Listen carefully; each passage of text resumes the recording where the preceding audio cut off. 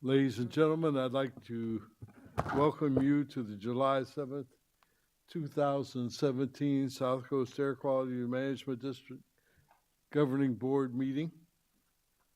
We are one short of a quorum, so we have a quorum, and the last man in gets to lead us in the Pledge of Allegiance. So, Councilman Buscaino. With great honor. Please rise. Right hand over your heart. Together, I pledge allegiance to the flag of the United States of America and to the republic for which it stands, one nation, under God, indivisible, with liberty and justice for all.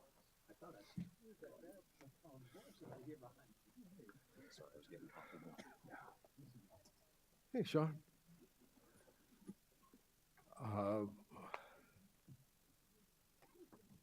Do we have any opening comments from my colleagues? I think Mr. Cacchiotti has, here it comes. Here it comes.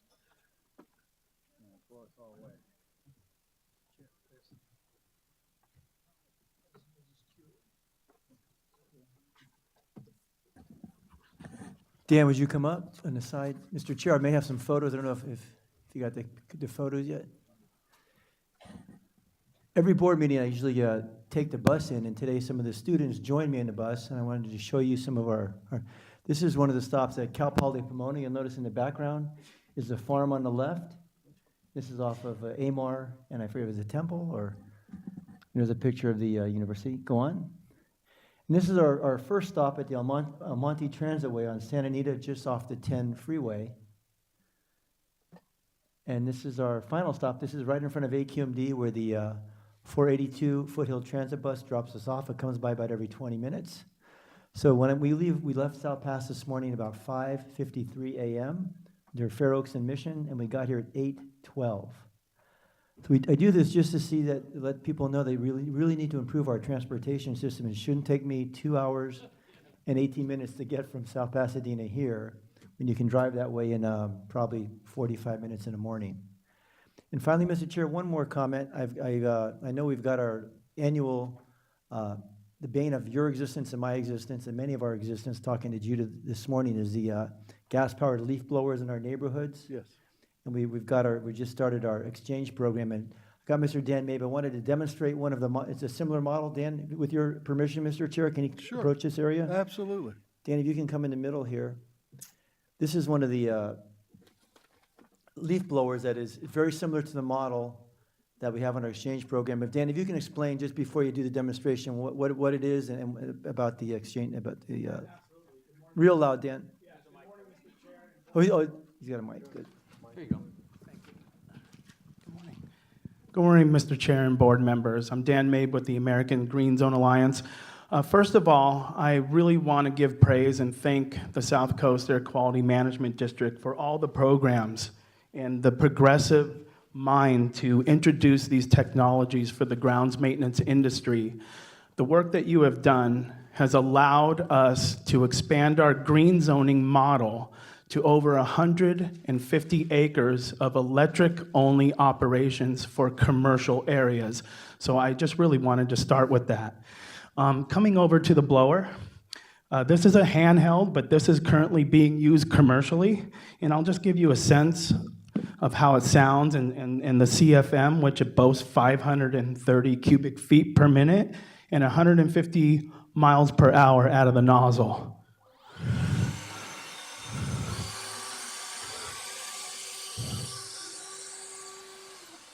Dan, can you blow the blower here, right here? I was going to ask him to blow Sheila out. I really wanted to stress that the strides in the technology and with the support of South Coast has come a long way. But it's not just the performance and the run times of CFM. There's durability factors that we've been giving feedback to the manufacturers. So for instance, this battery, you can drop this battery like that. This has been drop tested 500 times by our organization. 501. Right. Also, we're currently pushing the manufacturers to waterproof the tools as much as possible so they can truly transcend residential into the commercial applications. And I really, again, we want to thank you guys for these programs, because AGSA is able to send people to these programs to help them achieve their ROIs faster with some of the buy downs. And one last thing, they permanently destroy the gas equipment. So when they swap out from gas to electric, they're not selling the gas off to somewhere else where it's going to be used. They permanently destroy it. So thank you very much. Dan, if you can just for 10, 20 seconds, there was, I know what Judith talked about, an issue here a couple months ago at CARB, that the future of our sources of pollution, as we get better with vehicles and stuff, what about the lawn equipment? Judith made a mention. If you can just allude to that very quick. Yeah, I went up to CARB and had the pleasure of speaking in front of Judith. They just recently did a study where they added evaporative emission totals to combustion emission totals, and it's estimated in our basin that pollution, ozone pollution, ground ozone pollution from lawn and garden will outpace passenger and light-duty vehicles by year 2020. So again, you guys have been ahead of the curve, and we're very encouraged with the programs so we can help combat that. And Mr. Chair, within the last 3 years, Dan has helped our city go from our largest park, Garfield Park, no more electric, no more gas or oil. It's all electric lawn equipment. This, riding lawnmowers, push lawnmowers, hedge trimmers, weed whackers, electric saws. And we've now been the first city in the United States to go all electric on our medians, parks, museums, etc. We're trying to push it to other cities, other counties if possible. It's easy to be done, and it's a great program. One last thing, the outreach of South Coast in California. I just got back from the Hamptons on Long Island in New York. We opened the very first municipal green zone park on the East Coast with 3 other projects in the queue. And South Pasadena, South Coast, and California is mentioned everywhere I go. So just know the work we're doing here is extending its tentacles nationwide. Thank you.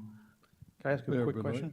So I've heard some complaints about noise, as far as the noise isn't any less. This actually sounded a lot less than the weed blower I have. So is the noise considerably less, or by decibel? How do you measure that? We do. We have decibel readers, and the first thing we do is we inventory the gas operation for work production rates and how loud they are. You're going to achieve about 50% quieter noise levels. And I want to point out that gas equipment operates at lower frequencies. They travel longer distances and go through barriers. Electric equipment operates at higher frequencies, and once you go away from the source of the noise, it drops off considerably. So noise is actually why I started this, and then we found out that emissions and solid waste and other toxicities associated with running gas engines was being achieved, the reductions as well. Do you have some data on that you could send us or send me? Absolutely. I can send it to, I'll go ahead and I'll get your email and Great. I'll send it to you. Thank you. Supervisor Nelson? Thank you, Mr. Chairman. Related to this topic, but separate, we have a lot of people struggling in this state. They're getting pinched from every end. And I just got my most recent Edison bill. We, at some point as an agency, I think just owe it to our constituents. We've got to start addressing what happens when you push everything to be electrified. And electricity is the only commodity I've ever even heard of where the more you buy, the higher they raise the price. And I mean, electrical bills are going through the roof, and we're trying to push more and more things onto people's electric bills. And for apartment owners, I have some buildings where the water bill is not monitored, so the landlord gets it, everybody splits it evenly. But even small apartments in South LA, everybody has their own electric meter. And if we're pushing more of this stuff on, our agency has an extraordinarily punitive, in my opinion, fee structure. If you want to build a cleaner plant, we actually disincentivize people from doing that by charging tens of millions of dollars in penalties. We got to figure out how to lower the cost of electricity for regular folks. People living at the beginning of Mandeville Canyon probably are figuring a way to swing it. That's a compliment, Mr. Chairman. But You know what? I spent a lot of time in the vice chair's town down in Wildemar, and those people are hurting. I mean, that's, you know, it's blue collar. And, you know, to continue to add to this electrical bill does have an effect. And it's not just, hey, it's cleaner, quieter. At some point, the cumulative effect of plugging everything in is going onto these folks' electrical bill. And it's come up in this room before, but it's almost as though we don't recognize that's a problem, and it is. I don't see Edison pushing to make electricity cheaper. You know, think about all the products you see developed. As more people use it, usually the price goes down. That's a weird rule with Edison. The more you use, the more demand goes up, the higher the price. And there has to be a fix long-term in that equation, or this policy is just gonna punish folks. May I respond? Anything to do with Edison rates? No, Okay. no, you can't respond. We gotta go to our board members, Mayor Cacchiotti. You know, and I do agree with Sean. What we're trying to do in the city of South That's a great point. What we're trying to do in the city of South Pasadena, Mr. Chair, is we're actually working with the county of LA too, and Sheila may make a comment, with community choice aggregation. There you go. And we've done an energy audit, and we're gonna solarize most of our facilities. So we have a future plan, and our vehicles are turning over to electric. Where once we solarize our city hall, our park and recs department, we just purchased an electric shuttle van for our seniors. We're gonna plug in, and we're gonna plug in these lawnmowers, we're gonna plug in our riding lawnmowers, our shuttles, because you're right, the electric bill is going out of control, and we're going to more efficient LED lights, et cetera. So there's a way in this cycle to avoid some of that if you have the money. Supervisor Kuehl? Thank you, Mr. Chairman. To follow that up, the County of Los Angeles did something that perhaps our other counties might want to consider. We formed a JPA to have community choice aggregation, and the reason I recommend that is because there actually is a glut on the market at the moment of green energy that's available to our counties and cities and to the private company. But Edison has entered into a number of long-term contracts, 15-year contracts, and the CCA has not. So we are inviting all the cities in LA County to join with us. South Pass is one that is. There are 5 others that have motions pending. And the reason that this is a good thing is because the governing board of a CCA is made up of 1 person from the county and 1 person from each of the cities who's joined in, and they set the rates, and they set the, the givebacks, and they set the incentives, so the overall cost will be lower.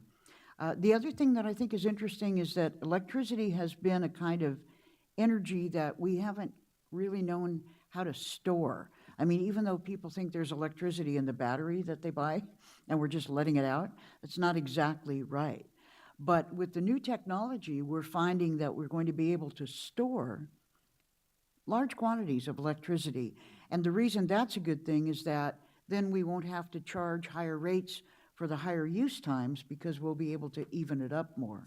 So I recommend all the cities, obviously, in LA County, join with us in the CCA. Our JPA already includes 10% of the county, which is 1 million people, just by virtue of the county being in. And I think it'll keep the rates down. The last thing I'll say is that it's interesting, Edison was talking about going to the PUC to require these new CCAs to take over their contracts because the contracts are for higher amounts.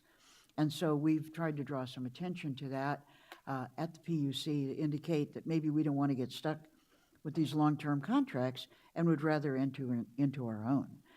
So I think the point is very well taken about the cost of electricity and the higher demands, and I recommend as one of the things we can do, other counties to look at forming a JPA for a community choice aggregate program. I have you up again. Did my machine stutter? Yeah. I stuttered. Okay. Well, I'd like to thank Mayor Cacchiotti for his efforts on this behalf. It is part of his energy and intellect that keeps us along this track.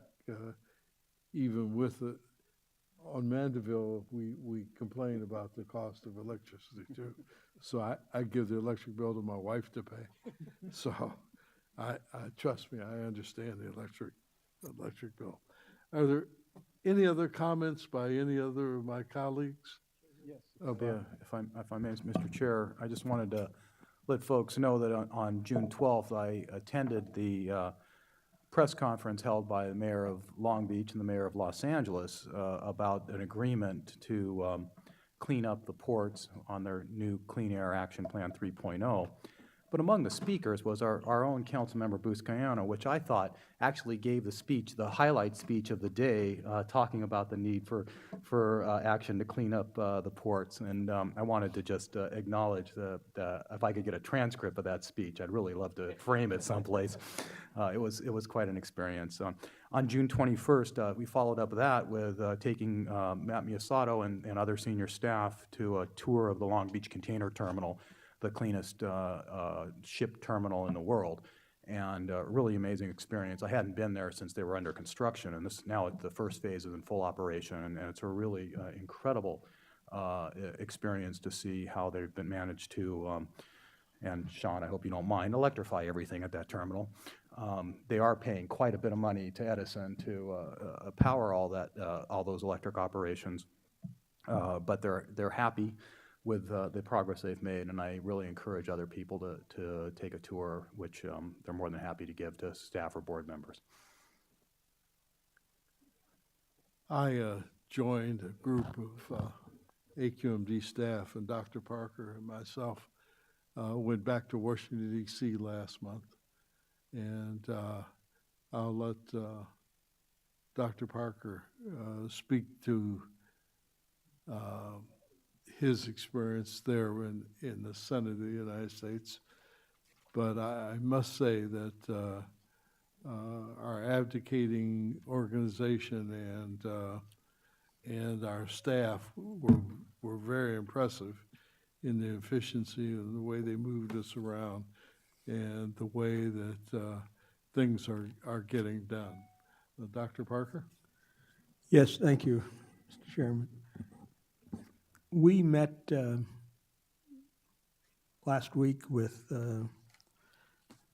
Senator Harris's legislative assistant. I guess he's the chief of the legislative department, and discussed with them the initiative that we have presented directly to the Environmental and Public Works Committee concerning a demonstration project that we want to hold here that we may be able to replicate in other parts of the United States with low NOx emission trucks.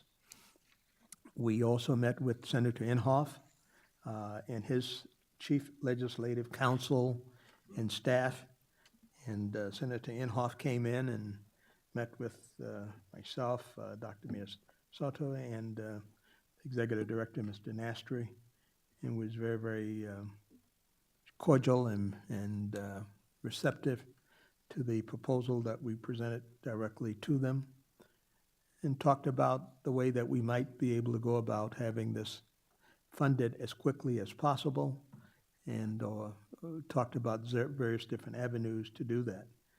We believe that we really on a very positive trend, that this is something that could reduce NOx emissions from the ports, especially in Los Angeles and Long Beach, Texas, Florida, New York, Washington areas, et cetera, by significant amounts that would deal with our environmental concerns and help us to meet the attainment that we've set for ourselves. So everyone was very positive. We was very well received by Senator Harris, and we think that it was really a very great step. And what everyone had asked us to put together in staff, I want to commend them. Mr. Nastra and Dr. Miyasato did an excellent job of putting together a proposal that would deal with federal, state, and the private partnerships and being able to come together to make this a reality and would basically help our environment very much. So we're very pleased, and we're looking forward to working directly with the federal government and implementing this proposal. And hopefully that, notwithstanding many of the cuts that have already been proposed in many of these agencies, and EPA and transportation, we still believe that this is one that, at least on both sides right now of the aisle, we have people from both sides very much interested in this, so that we feel very encouraged about it. We also had an opportunity to be able to ask that we be given some kind of invitation itself to really broaden the base along with other senators that we also had brief conversations with about this particular initiative, and they were also very receptive. Thank you very much, Mr. Chair.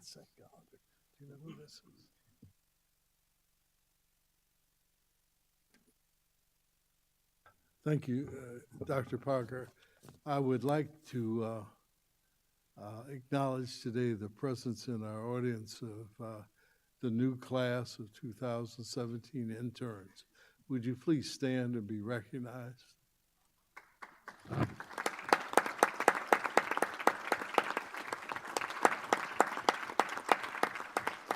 Thank you. Thank you so much in advance for your efforts. On the consent calendar, we have a speaker's cards from Mr. Eric Brevin, I think it is, on items 1, 11, 12, 13, and 14. So those items will be pulled.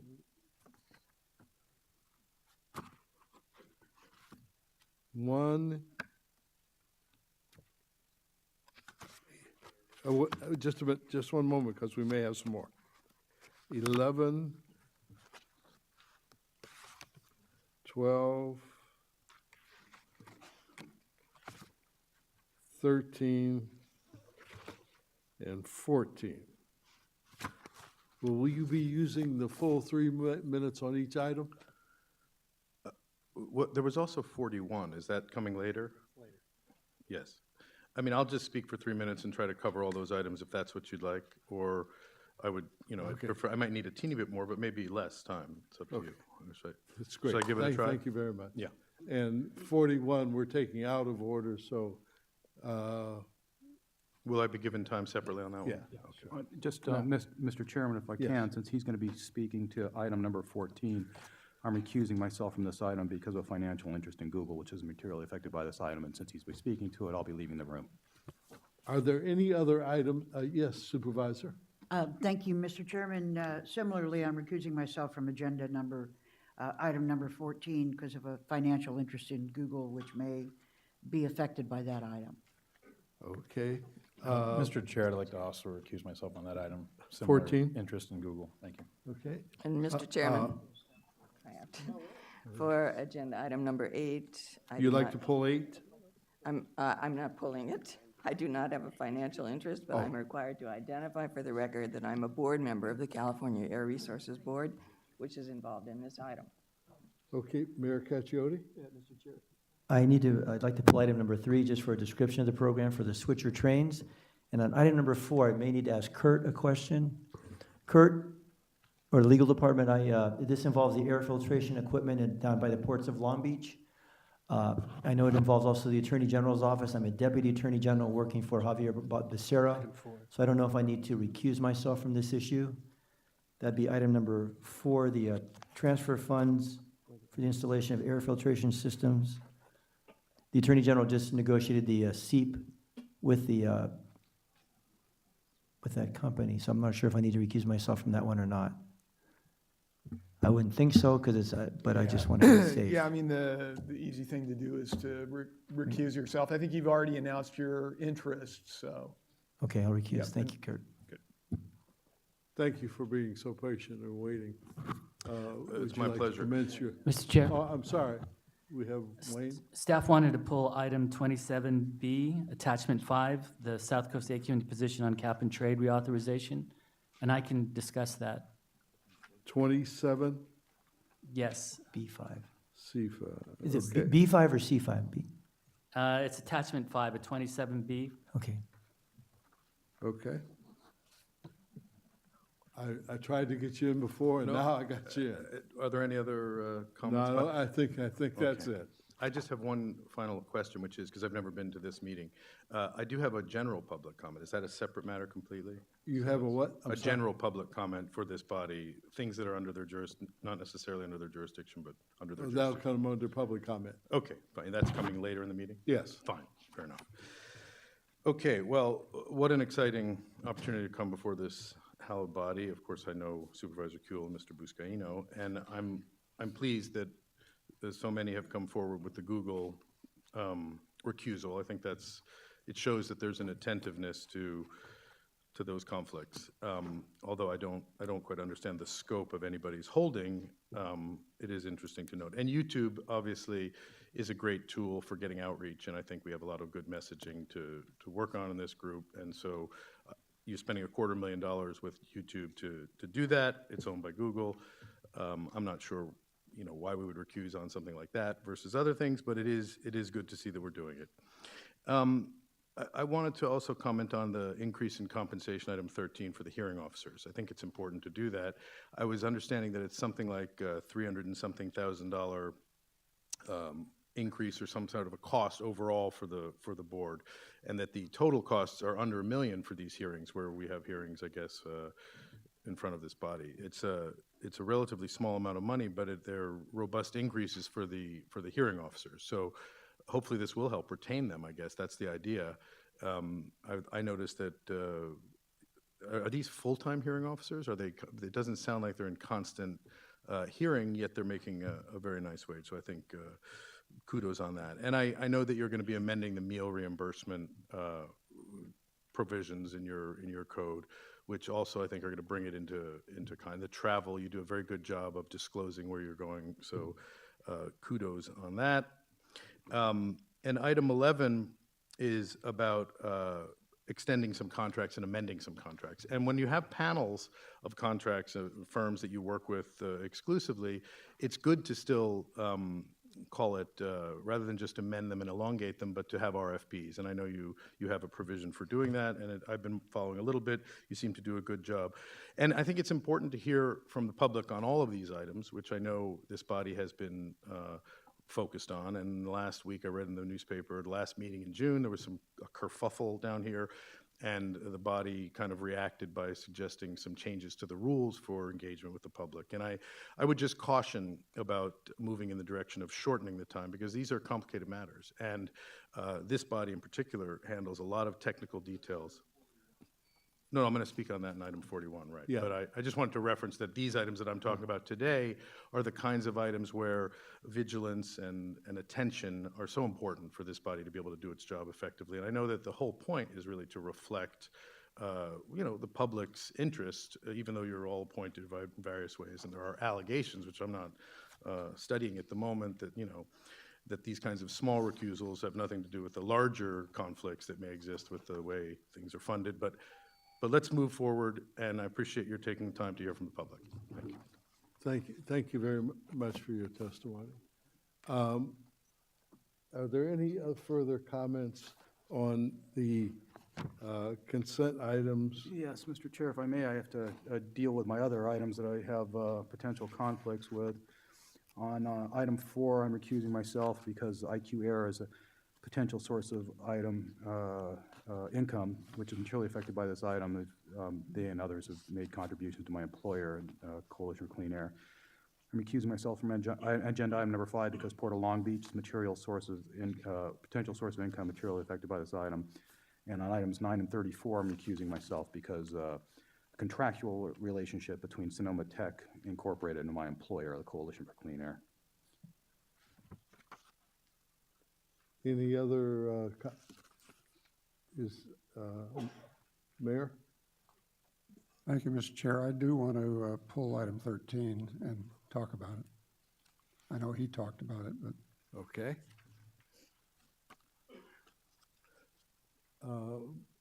Do we have a motion on the consent calendar? Move the balance of the items.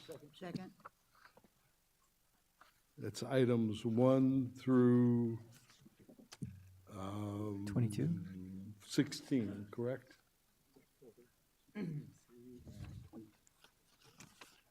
We have a motion and a second on 1 through 16?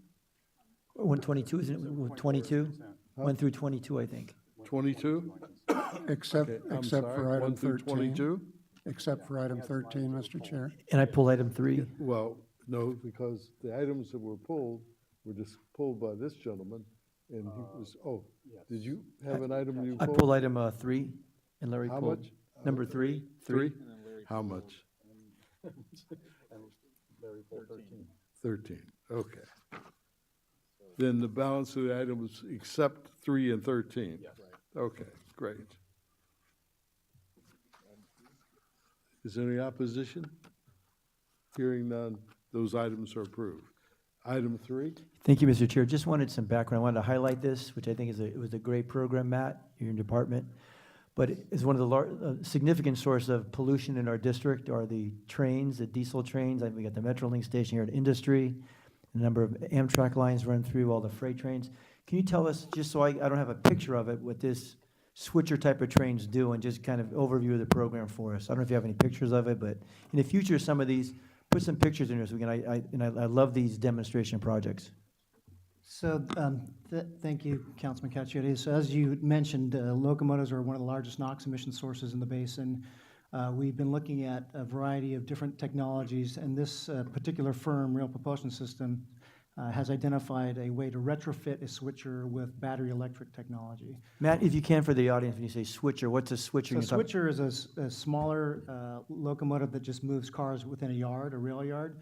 And so they help put the trains together. And so this doesn't actually leave the yard, so it's a captive emission source.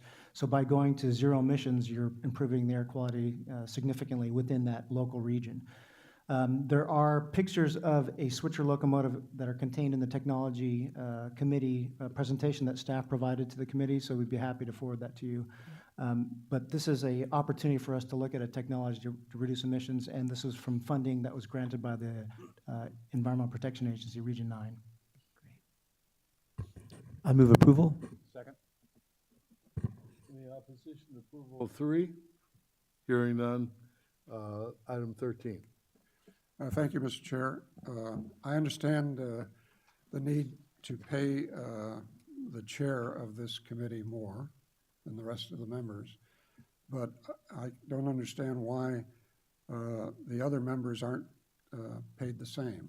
To single out the doctor and give him substantially more compensation, I don't think is a good move for the rest of the members of that hearing board. And I know in my city, people serve on boards and commissions because they're concerned about the community without compensation. And I would hope that we could be able to get appropriate people on the board, hearing board, who are concerned about the air quality and so on in the district rather than the compensation. I was looking at Joe Lou because you're giving my speech that I gave probably 6 or 7 months ago. May I interrupt for a second, Mr. Chairman, and just explain that when this board package came out, I came across this item. I had to call up Dr. Burke because, you know, he has a reputation of being hard-headed and intransigent in his opinions. And in my 10 years of being on here, I've seen some examples of that.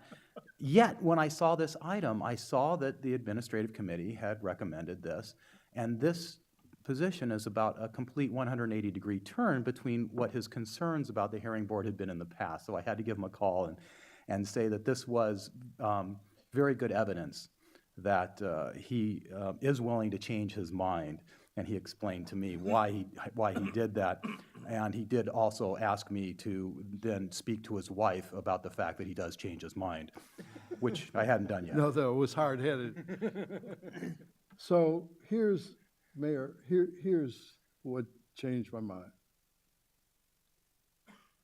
The board decided to have a evaluation, because my attitude was you don't pay them zero, okay?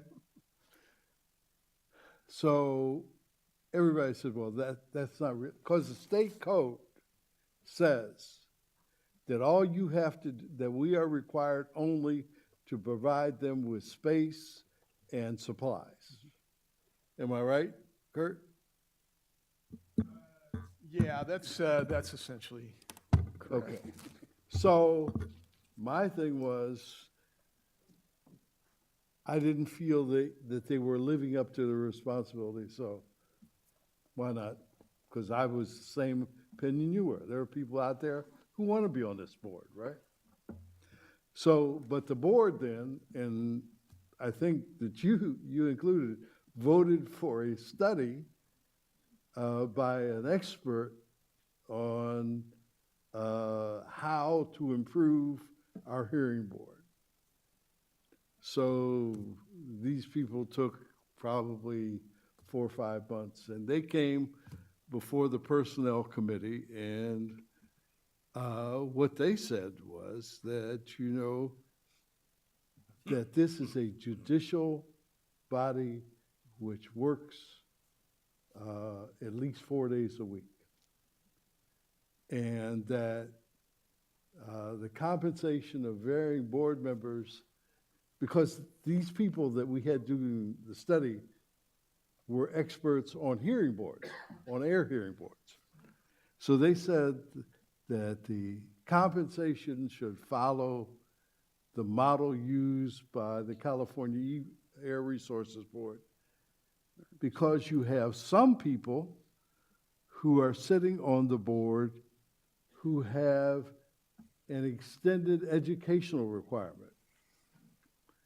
An MD has an 8-year college requirement.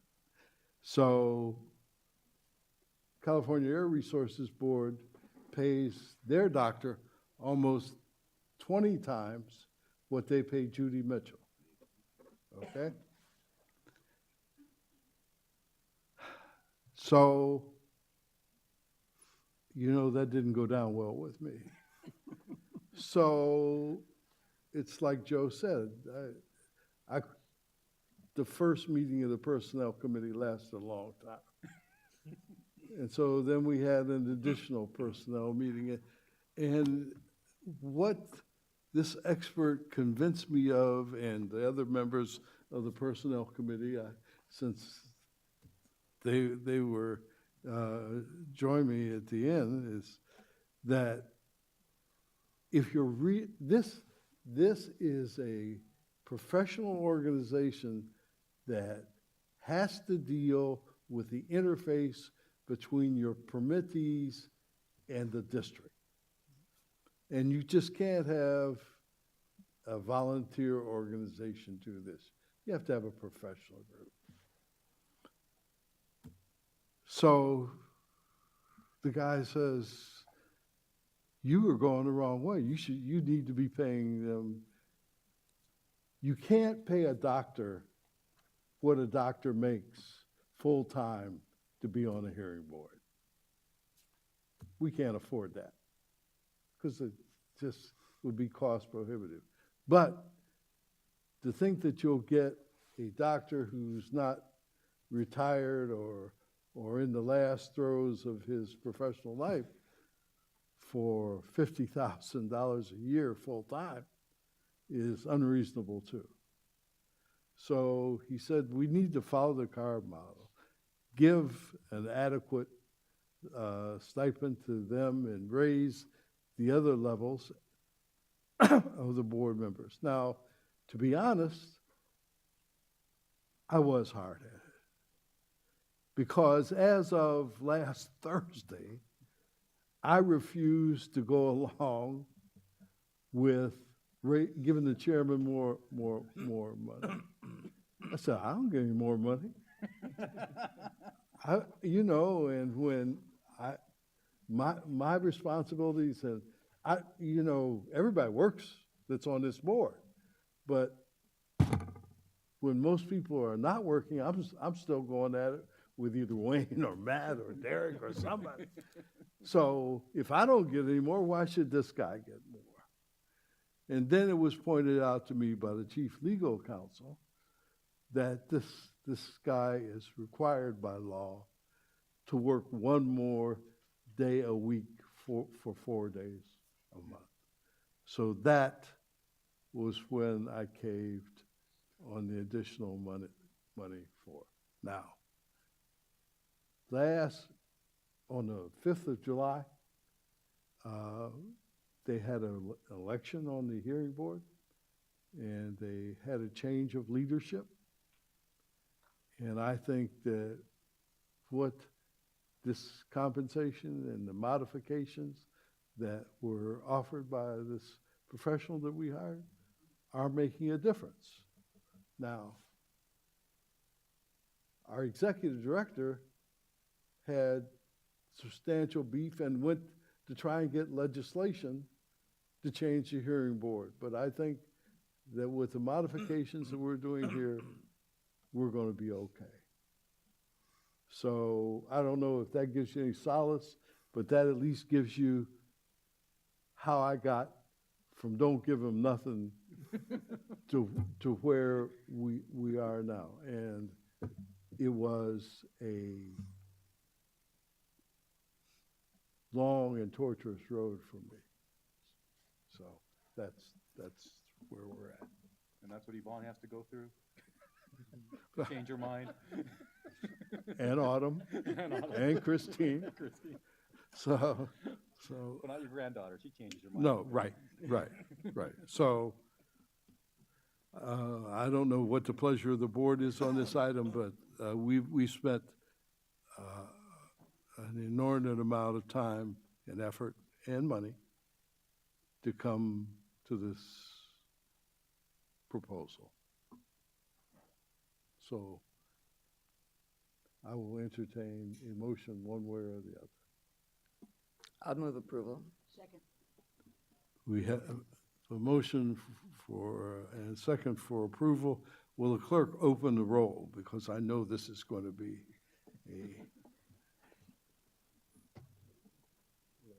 Less than consensus item. yeah, okay. You can close the roll. Oops. Oops. No. Oops. They're still coming in. They're still coming in. Oh, There you go. passes 13-9. That's how convincing you are. No, that's just how we did the work. Okay, items 24 through 33. Do we have anything? Mr. Nastri? Thank you, Mr. Chairman. Staff pulled item 27, attachment 5. This was our initial recommendation on the state's cap and trade reauthorization. Since we presented this item to Legislative Committee on June 9th, there has been tremendous activity by the Governor's Office and the Legislature regarding draft language. In fact, the most recent language that we have in official receipt was dated July 3rd. We at South Coast SCAQMD have been involved extensively in discussions with the legislature, with the governor's office, with the Air Resources Board. And because things have changed so significantly from where we were on June 9th, we wanted to have the opportunity to come back and to apprise the board of where we are with regards to the request on the support authorization. So let me just give a very brief summary of what the draft legislation, and let me restate that. There is no bill at this point. It's just language that we've seen between the various bodies. But the language that we've seen basically has CARB in consultation with interested parties, specifying the highest priority areas in the state for the deployment of advanced air monitoring systems, which would be based on communities with the highest emissions burden for toxics and criteria air pollutants. It would require districts to deploy that advanced monitoring networks in those areas by a time specified. In addition, CARB would also be responsible to prepare a statewide strategy reducing criteria and toxic pollution. This would require the districts to implement community plans to reduce emissions in those areas selected by CARB. In essence, they would be doing a mini AQMP, much in the same way that we're already doing that. One of the other considerations that they're looking at is having the best available retrofit control technology, or BART, be required for all sources under cap and trade program by January 1, 2021. And then BART itself would have to be updated every 3 years thereafter. This is a very significant undertaking. And the most important aspect is that there is no funding for any of these programs. As you all well know, the advanced technology for deployment for monitoring is extremely expensive. As you may know, for both an upwind and downwind monitor that we're using, for instance, in the hexavalent chrome for Paramount, it costs $6,000 a week for 2 monitors. So you can imagine that if we're going to be tasked with doing region-wide and throughout the state, that there are significant cost burdens that are being imposed on the districts. So the other aspect is to effectively reduce criteria, pollutants, and air toxics as benefited. We know that we have to look at the mobile source emissions. We all know that mobile sources account for 88% of the NOx emissions and about 90% of the total basin-wide risk from toxics. So we want to make sure that given the limited authority that both we and CARB have to require further emission reductions from mobile sources, that we make sure that there is significant and sustained funding that comes with any of these proposed changes. So in view of these developments, we want to recommend that the board take the position on cap and trade as follows. The South Coast Air Quality Management District supports the reauthorization of the California Greenhouse Cap and Trade Program beyond the year 2020. If the state provides significant and sustained funding for any mandates imposed on air districts in connection with reauthorization, including incentive funding to reduce mobile source emissions if reductions of criteria and toxic air pollutants are required. I'd be happy to answer any questions.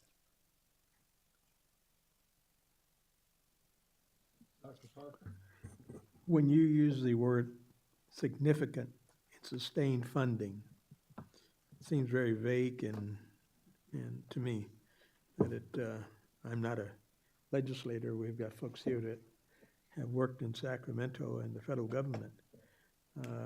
What does that really mean to us? Well, what we've been talking about with the legislature and the governor's office are the numbers that we have cited in our air quality management plan. We need $1 billion a year in order to incentivize the reduction of mobile sources.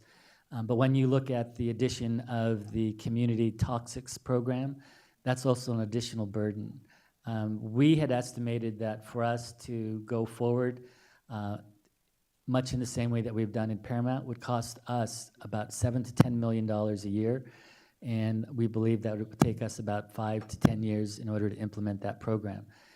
And what we've said with regards to the governor's office is that if you're going to look at funding, and what we have been told is that we're not going to look at funding. And we have not accepted the position that we're going to offer support and then do funding later. It's got to come at the same time. Otherwise, we lose any leverage that we would have.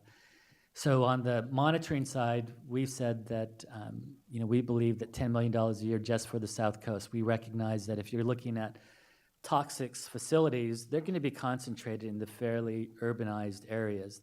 There'll be other regions, other districts that will have them, but the majority will be Bay Area, San Joaquin, South Coast, San Diego. That's where the majority will be. So what we've heard, at least with regards to the monitoring aspect, is a number close to 50 million. What we've heard is possibly being considered under cap and trade, but again, the bargaining position thus far has been separate the two, is an understanding that hundreds of millions, anywhere up to 500 million. That's what the numbers that we've been discussing. Is there any way for us to kind of put some parameters of quantification of what it is that we would be being required to do under this particular modification? Well, we're still in discussions with all of the bodies regarding the language in terms of what would be applied, what wouldn't be applied. But the one area that we, in addition to all the air districts, CAPCOA has been, is that there can't be any unfunded mandates. Okay. Thank you. Supervisor Cool? Thank you, Mr. Chairman. Has there been a report, I apologize if there has been, but has there been a report to the board about the cap and trade funds that the district got last year, for instance? Because I know you apply under various, pots of money and Right. various issues. And have we applied and received funds? Because I assume that this means the possibility of funding for the district, including but not limited to incentive funding. Supervisor, this is Matt. We did receive funding through the EFMP program, so the Replace Your Ride. There was a plus-up that was provided to low-income EJ residents to replace their vehicles. So that was part of the cap and trade revenues. And then we also won a big $24 million grant for drayage trucks. And that was awarded to us. There was a big press release, our press conference at the ACT conference last year. So we're still underway in getting contracts together for that program. But those are the two large programs where we received cap and trade funding. So that would seem significant but not necessarily sustained. I mean, when we're looking at, the condition, is that correct? Sort of, because cap and trade money, almost by its nature, is one-off. You make an application for this program, et cetera. So I assume the sustained piece of it means the possibility of application by a district for various things, if there are changes. I'm not sure I quite, if I were voting on cap and trade as a state senator, I'm not quite sure what this position would mean to me in terms of the cap and trade plan must include significant and sustained funding possibilities for districts, or is this related to the last clause that has to do with changes that might cost the district money? I think it's a little unclear to me. So we're trying to maintain a great deal of flexibility since we don't have any specific language at this point. Right. So that's why I said with regards to the significant and sustained, the significant has to cover the tasks that are being identified. And if one of the primary tasks is to reduce the exposure or the emissions and therefore the risk within those communities, we know that the most effective way to reduce those risks is to incentivize the replacement of the heavy-duty trucks. We know that there are other measures that we can take that get to other issues, such as what we're doing in Paramount and others. But if we want to make a big difference, the level of funding that we're discussing should be in the hundreds of millions of dollars. And it's important to recognize this is something that's not just for us at South Coast, but it's for the entire state. So with regards to the position that we've described to you is a position that's consistent with CAPCOA. It's the position that we've taken with regards to the governor's office. There are a number of things that are in play right now. Part of it has to deal with preemption authority, whether or not any district can impose any additional greenhouse gas requirements.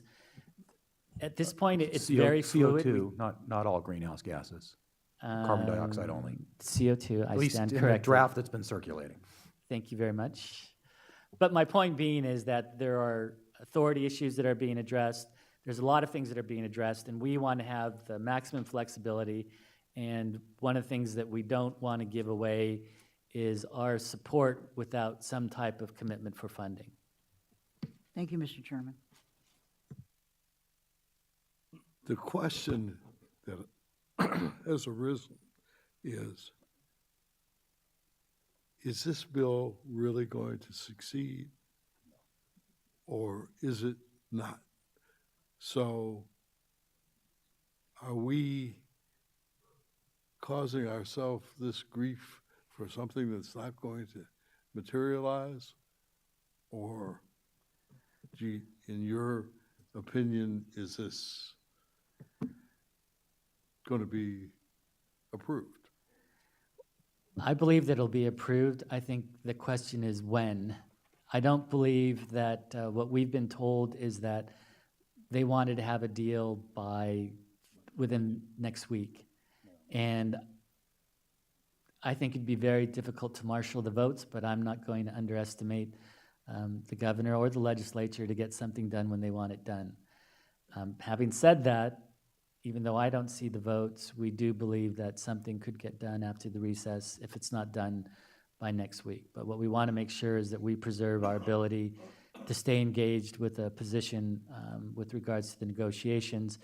And whether it's done next week or whether it's done in September, I think we will see, but we want to stay engaged. Councilmember Mitchell? Thank you. Excuse me. Recently, there was AB 378 by Christina Garcia. And that was a bill that kind of reached into the jurisdiction domain of air districts in requiring that the Air Resources Board adopt air pollutant emission standards for industrial facilities subject to cap and trade. Mm-hmm. So that would be obviously a reach into stationary sources. And I'm wondering if we have a concern about that with cap and trade legislation going forward. You mentioned here incentive funding for mobile sources, but do we have a concern there would be additional burdens on air districts for stationary sources? Yes. And so one reason we think this funding is important, I would imagine, is to address any additional burdens that are placed on us for those both stationary and mobile sources. Yes, and if I could, I'd like to ask Dr. Fine to sort of speak to the resource impacts that would be associated with the BART assessments and so forth. Yeah, so the language that Mr. Nastri described increases the role of CARB significantly when it comes to criteria pollutant emissions and toxic emissions from stationary sources, a significant change to the California Clean Air Act. And some of the things they're considering include a requirement that we, for one, reassess BART and BACT on all sources, or on all major sources, on a huge number of sources every 3 years, which is an enormous task. If you remember on the reclaim, we did a BART assessment for a very small subset of sources. That took 3 years and was very controversial, had 2 independent assessments, all those things. So if we were going to do that on all source types, hundreds and hundreds of source types every 3 years, that would be a whole new division of the agency, essentially, to keep on track for that. There's other, the monitoring piece could be also huge. It's an open-ended commitment. Essentially, CARB, in consultation with the districts, would specify certain areas to be monitored and the type of monitoring, whatever it is, whatever cost it is, with however many number of monitors, without any commitment to fund that. So there's some big concerns about the existing authority that districts have and the division of authorities between CARB and the districts that exist today. So this is a bit of an insurance measure if legislation goes forward and puts those additional burdens on air districts, that we at least ask for funding to take care of that extra burden. Yes. Thank you.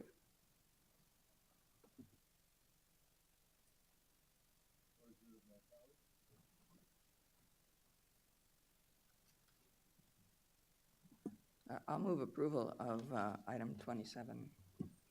Second. We have a motion for approval and a second. Is there any opposition to the motion? Opposed. Let's open the roll so we have a record.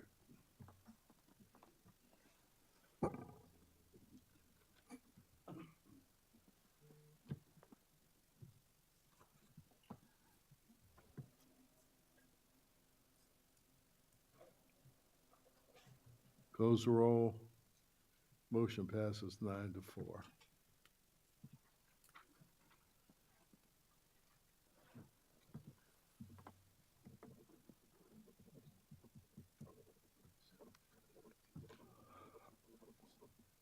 All right. So we've done through 33, correct? No, we just, we need to do, They're missing. what do we need to do here? Well, we did all, we did 27. We need to do 24 through 33 without 27, right? I thought we did that. Yeah, I thought we did that already. Ask the clerk. No. Yeah, clerk? No? I'll Okay. move, I'll Then we'll- move the board calendar. Remaining items. Any opposition? Hearing none. Mr. Those Chair, items can I are just approved. ask on the board calendar? I'm sorry? May I ask a question as to Sure. board calendar? Because of, we tend to be the one agency, a few of us are on the MetroLink board as well, and MetroLink just keeps its calendar, and if we miss, we miss. We are the one agency that if we sort of get up against a deadline, we switch Fridays, and then for the whole month, we have, you know, we just tend to have conflicts. So is the board calendar are we moving dates again, or can we just leave it as our standard? If we miss a Friday, Yeah, the first meeting just Friday goes of- away. Right. Well, but we don't always do that. I mean, historically, we've switched them, and it's just created problems. I know Mayor McCallum and I kind of get into a bind when we do that. Yeah, I mean, we try to accommodate all the board members, so if there's a request, you know, we'll put the request out, but we try to accommodate everyone. If we can't do it, we can't do it. Well, Well, right, unless it's a holiday, why can't we do it? Right, as to board meetings, don't accommodate anyone. If we always set them on the first and third, second and fourth, set them on the fifth, and we'll come here 3 times a year. But if we have a regular schedule, if you can't meet because you just can't meet, just cancel the meeting. If you reset it, it just jams everybody up. Just leave the standard dates, is my ask. To my recollection, that's always been our policy, that the first Friday of the month was the meeting. Well, but sometimes we have a holiday on the Yeah, first I think Friday. you're referring to but committees, right, The Supervisor? exception being, if you have a holiday on that meeting. But Supervisor, I think you're referring to committees, right? Well, I'm referring to the calendar in its entirety. Don't move any meeting, like, don't move meetings. If we can't do it, we can't do it. We'll catch up. But, I mean, I understand there's always a special circumstance, but board meetings themselves have been altered.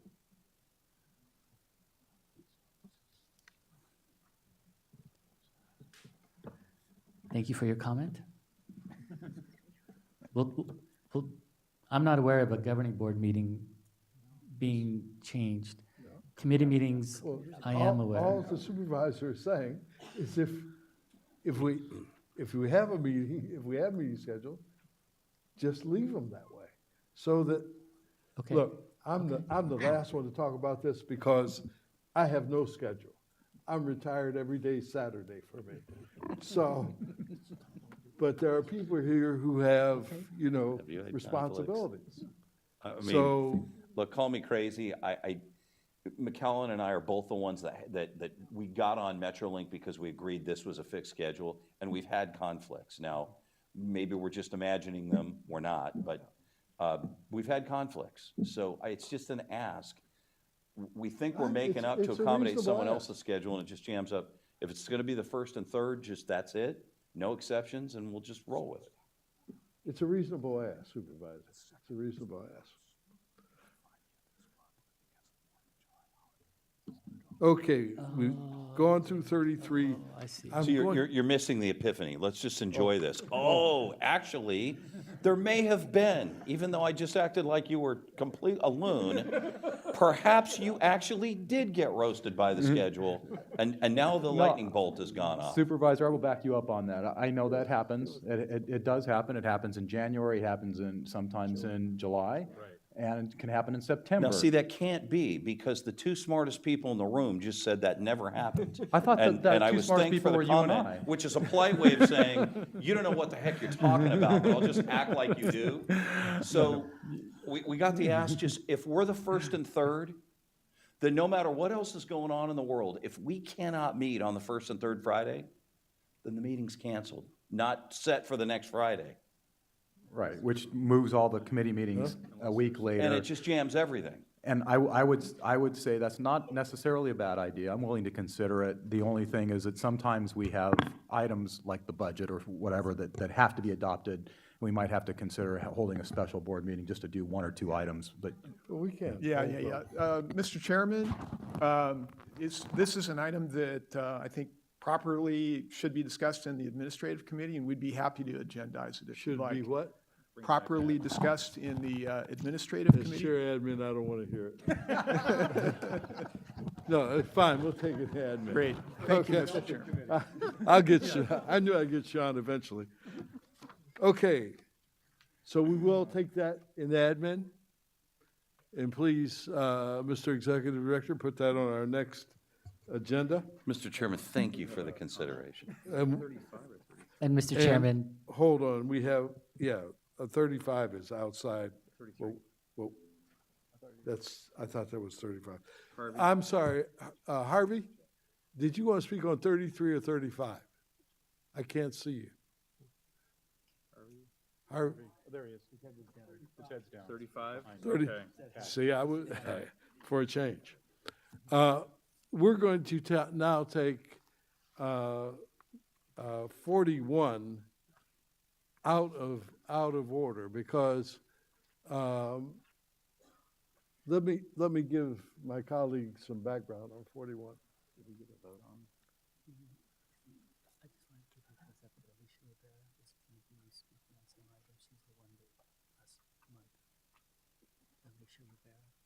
So what about it? I just want to give you a heads up. Okay. Item 41 came about because I was wanted to watch Supervisor Kuhl. So I turned on my webcast, I think it was last Tuesday, when you had the ambulance contract up. Was that last Tuesday? Yeah. So when the webcast came on. 2 hours before the item finished. Oh, man, I can't wait till we go to lunch so I can find out what happened behind the scenes on that. So. We don't act behind the scenes. Huh? What'd you say? I missed it. She doesn't act behind the scenes, Board of Supervisors. So when the meeting came on, the clerk of the Los Angeles County Board of Supervisors read their code of conduct. I was really impressed by that, and I thought it was very good.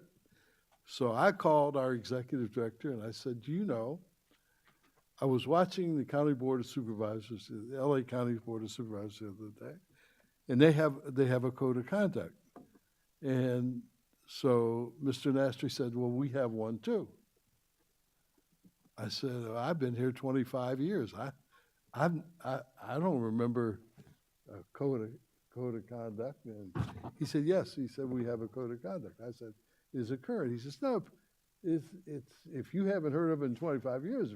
I said, well, why don't you have somebody take a look at it and take a look at the LA County's Board of Code of Conduct and see if there's something that we need to modernize our code of conduct.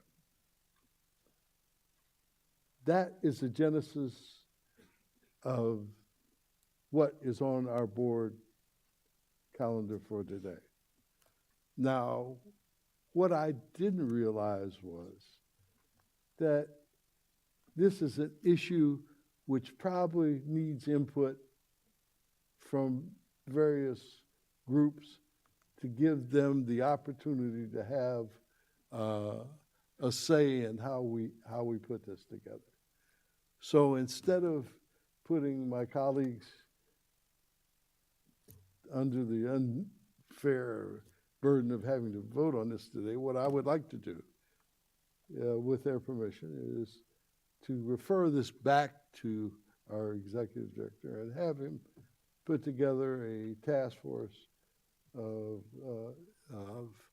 people who are vested in this item and work through a code of conduct which could be represented to us and have a broader spectrum of input from various organizations and people. So unless I have majority opposed to that, I'll consider that so ordered.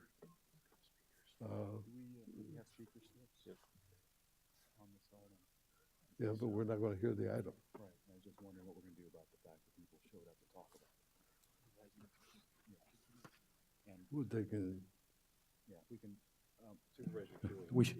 Yeah, I think Supervisor Kuhl is before me. Supervisor Kuhl is up to bat first. Supervisor? Thank you, Mr. Chairman. I think as to the request, two things. One is I think it would be informative to the board because we each know the limits placed by our own body to which we're elected, and virtually all of them have limits. Many of them differ. It would be good, I think, for us to know, as we consider this, what other bodies do, because it's really not a good idea to make things up out of whole cloth. And there are reasons. Some bodies limit the total overall that speakers can speak, because many people come to various meetings and want to speak on a number of items. It's not necessarily the case so much here. So the question then is limitation on your individual, presentation. Right. At Metro, the limit is 1 minute, for instance. Right. And frankly, I think we have very cogent testimony because people prepare knowing what that limit is and, make their points without a lot of sort of circumlocution. The second thing is I don't know whether people signed up to speak on this item today and are here today, but I would think even if we defer the vote, I assume that we're hearing those who signed up to speak. Yes, we'll hear those people. Thank you. But in my tenure here, the 3 minutes has not been in concrete. It was 1 minute for a long time here, because I remember I was the guy who changed it to 3 minutes, and that day. Move to change the chair. Right. That day, a guy testified. He said, "I want to thank you for changing it to 3 minutes because I testify before your wife at Metro, and she only allows me 1 minute." And I told him, I said, "Well, that's great because I don't get 1 minute at the house." So I remember that day very clearly. So the 3 minutes is at the pleasure, as far as I'm concerned, of the board. So I will let this working group, whatever they decide, we will consider. So. We had a comment. No, it's okay. Okay. Supervisor Kuhl covered me. Okay. We have 5 speaker slips on this item.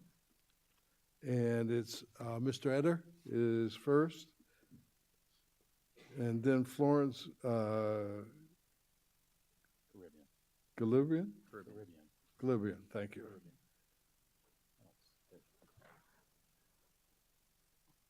If you come to the vacant microphones.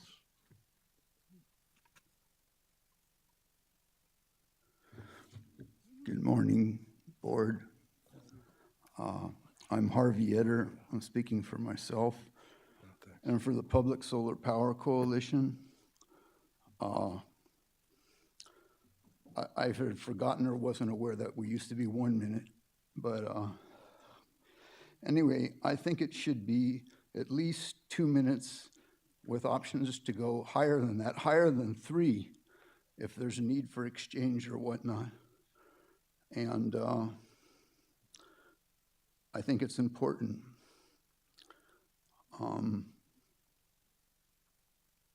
I'll just leave it at that, and I'm educating myself as to the discussion going on today. And excuse me, can Board Member Mitchell, I thought you were an attorney. Are you an attorney and an MD? I'm not an MD, I'm a JD. Oh, okay, all right. All right, excuse me, thank you. You know, Paul, is it just me, or is the volume of the microphone a little low today? Can everybody hear okay?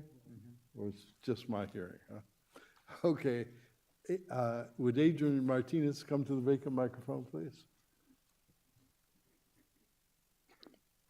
My name is Florence Garibian, and I'm the chair of the Del Amo Action Committee, and I don't want to talk about how many minutes we get to talk. I want to first say that I really feel so tremendously privileged to work with the Air District, to attend the meetings, to learn what you're doing, and have the opportunity to comment. One of the things that I've learned in my long career is that government agencies have a really tough time creating opportunities with communities to have two-way conversation with community members. I don't suggest this board is the forum where those two-way communications can take place, but I would recommend that some thought be given to creating forums that have as a goal opportunity for two-way communication between the Air District, staff members, the board, etc., as a deliberate focus of what's going to happen, and that those two-way communication forums be created in the communities where people live. Because people make a tremendous effort to get here to say anything, and if they knew they had another way of expressing their concerns and having people listen to what they have to say and respond to them, I think it would help a lot. And two-way communication might not involve long PowerPoint presentations, et cetera, et cetera. It might involve choosing topics, having roundtable discussions, and recording the comments of the people that are there. Because I think one of the problems is people don't feel like they're being listened to, and they become more and more aggravated and agitated because they feel that way. So that's my comment. Thank you very much. Excellent, excellent, excellent testimony. Will Bill Lamar come to the microphone? Good morning. My name is Adrian Martinez, and I'm here on behalf of Earth Justice. I think the proposal laid out by Chair Burke makes a lot of sense. We did have some concern about limiting public testimony. When I look at the agendas and the many, many meetings I've been to over the years, all these issues are very complex, and I've benefited from the exchange of ideas that have happened during the public comment period during the governing board meetings. So I think this issue needs some more evaluation. We think some of the other issues around safety make a lot of sense, but before there are different limits and different restrictions, we think it would be good to engage with a broad range of stakeholders. Thank you. David Rothbart to the vacant microphone. Mr. Lamar. Hi, good morning. I'm Bill Lamar, the Executive Director of the California Small Business Alliance. Speaking for our members who regularly participate in the rulemaking process and in these board meetings, we're overjoyed that the staff and the board are finally taking some steps to restore the dignity and respectability that once prevailed in these meetings. We differ with staff's proposal. Where we differ with them is on reducing the time allotted for public comment from 3 minutes to 90 seconds. We believe this is not only unreasonable but unnecessary. The issues that you're deciding today and on other days are all complex, and the decisions you make affect thousands of people, and in our case, thousands of small businesses. It's difficult enough for a small business owner to participate in the rulemaking process because of operational demands. It's no less an imposition on them to take time out to come to these board meetings and to try to give you coherent explanations on why they either support or oppose a certain item on the agenda in the 3 minutes they're allotted. Imagine their frustration when that time is cut in half. The meeting procedures that are currently in force, dated September 5th, 2014, clearly states that while a member of the public is entitled to speak for at least 3 minutes, quote, the chair can limit the amount of time that a person may address the board during public testimony in order to accommodate those persons desiring to speak and to facilitate the business of the board, close quote. In other words, you've always had the prerogative to adjust individual speaking times, and you've exercised that prerogative on numerous occasions when it was warranted. While we share your frustration over the unruly behavior that has taken over these board meetings, we urge you to reconsider reducing speaking times as a way to restore order. Thank you for allowing me to comment. Thank you for your testimony. Would Eric Previn come to the vacant microphone, please? Good morning, Chairman Burke and board members. I'm David Rothbard. I'm representing the Southern California Alliance of Publicly Owned Treatment Works. Want to echo what Bill Lamar's had said, and kind of stepping back, watching what happened at the last board meeting, that clearly was behavior that we don't advocate. We would like to see decorum. We'd like to see exchange of ideas in a peaceful, calm manner. So I understand the need to have some type of code of conduct. And as someone who has worked with the Boy Scouts of America extensively, it's really important to have some kind of code of conduct and have rules that need to be abided by.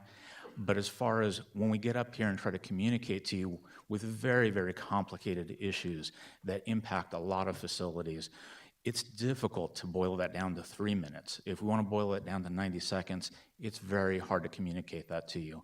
My promise to you is we don't come up here and say anything more than we have to. We have lots of members.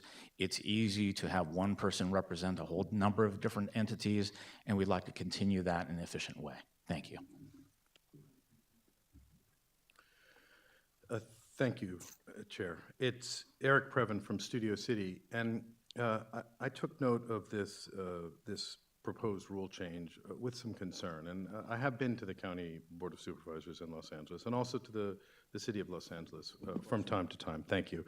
And I think though they are focusing a lot on efficiency, there is something that is lost when you try to reduce the time beyond, I think, in other words, your rules at 3 minutes to be shortened if there's a crowd or to be extended if it's confusing are adequate. And I think when you look at it in the administrative committee, you should not make a change. I think reducing from 3 minutes to 90 seconds undersells the importance of what the public has to say. And there are a lot of, I was at the Metro Board also once, I've only been there once, and during that meeting there was a 1-minute testimony by a bus driver that she could barely get out her comment, and it was such an important thing to talk about. She was talking about being attacked on a bus while, unfortunately the rest of the board was busy approving an all overtime LAPD contract that was going to do nothing for the bus driver. So everybody felt in the room the impact of this speaker because she was sort of saying, what about me?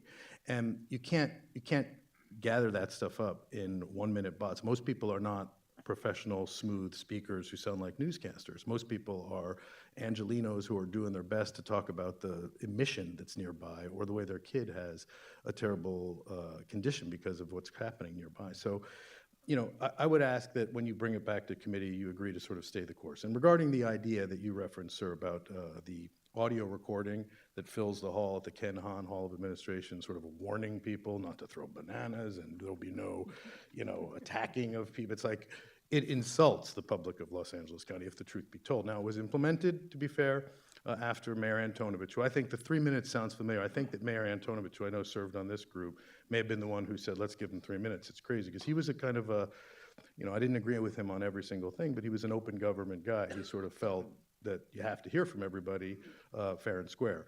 We currently have a system at the county board, and I won't belabor that too much, where if you're criticizing the nature of a fair public hearing, as I was last week, June 27, and the chair doesn't want you to, he just shuts you down. And you know, so that's why, even though you are a benevolent king, sir, we do not want to leave it to the discretion of the chair entirely, because it is possible in this day and age, and I'm not criticizing Mr. Wesson or you know, Mark Ridley Thomas. Those guys take plenty of criticism all day long. But sir, let's not leave too much to discretion. Let's leave the basic. And regarding clearing the room, I can only say, it has to happen sometimes for obvious reasons. I mean, you know, when you have a problem, it's like obscenity. But you should not punish the regular folks and the regular public speakers on a regular basis for the transgressions of a few. And that's not to say that I don't agree or disagree with what they were talking about, but thank you. Thank you for your testimony. All right, then we will consider that move to your bailiwick, Mr. Nastri, and put together, what do you think, how long do you think that you would need to put together something that you bring back to us? Well, we wouldn't be able to come back to the full board until September at the earliest. Okay. And I think that we would be able to do so by then. Fine, thank you very much. We could do a special meeting in the second week of August.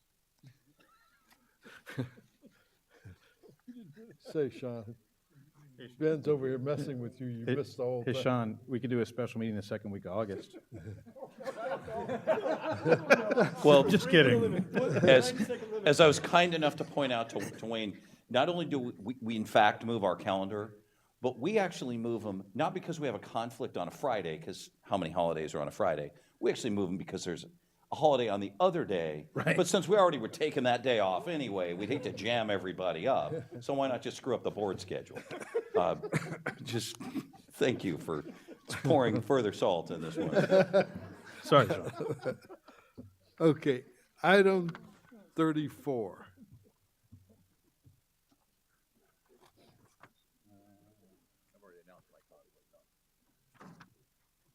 Did we take 34 already? No. That was part of the board calendar, isn't it?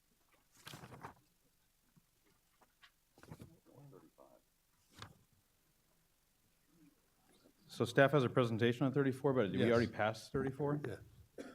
No. No? Okay. No. Go ahead. I mean, we can waive the presentation if you wish, but I do have a short presentation if you like. Why don't you give it to us? Okay, thank you, Mr. Chair.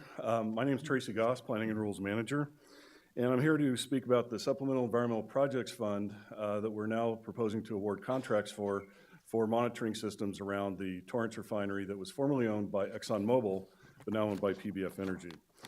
As many of us know, in 2015, there was an explosion at the refinery, and the refinery restarted in 2016. Settlement funds received associated with that were over $2.7 million, and in June of 2016, the governing board created an SEP fund to retain those funds for use.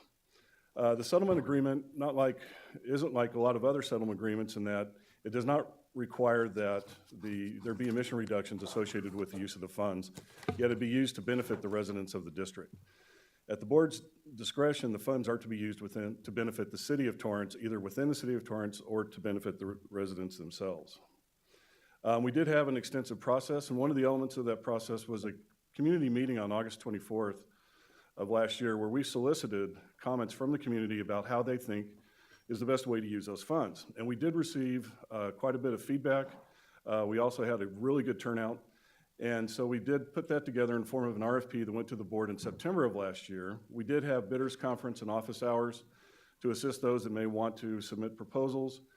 We did have an extended date for proposal submittal that came in November 2nd. And then on June 8th last month, we had a special administrative committee in the community, and in general, we received support for the staff recommendations.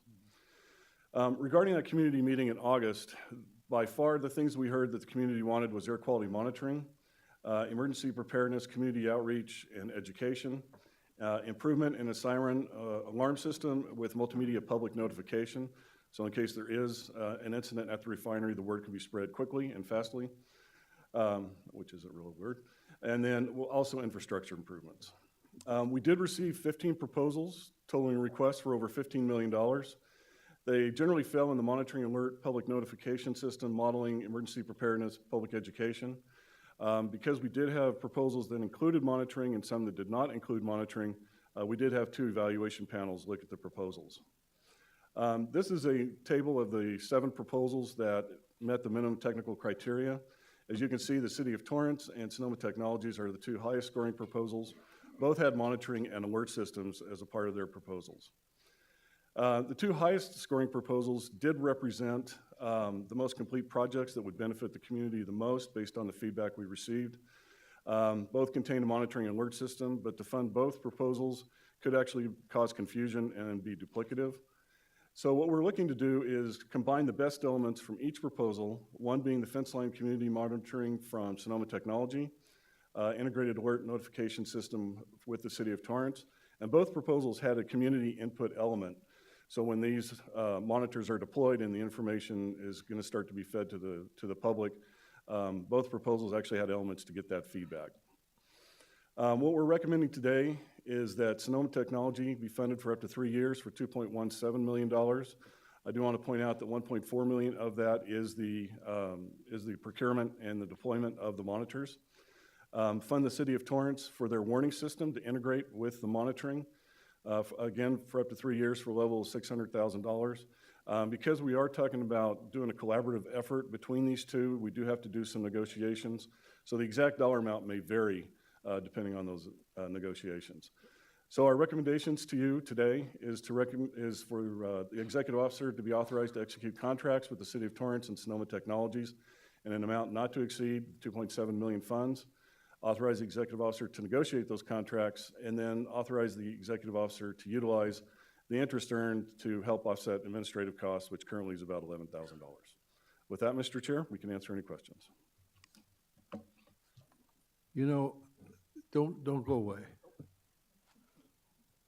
Yes, sir. I personally, with some of my colleagues here, probably spent 15 hours total in Torrance. More than 15 hours. And I came away with a distinct feeling that the community doesn't feel like the city is vested in helping them. So I'm just personally concerned or wondering how your negotiations went with the city. Well, Dr. Burke, we did talk with the city staff with regards to our recommendations. The city staff was amenable to doing the negotiations and the discussions. However, since they have not had a chance to take this to the city council and to their attorneys, they were not able to give a firm on those negotiations. I'm confused.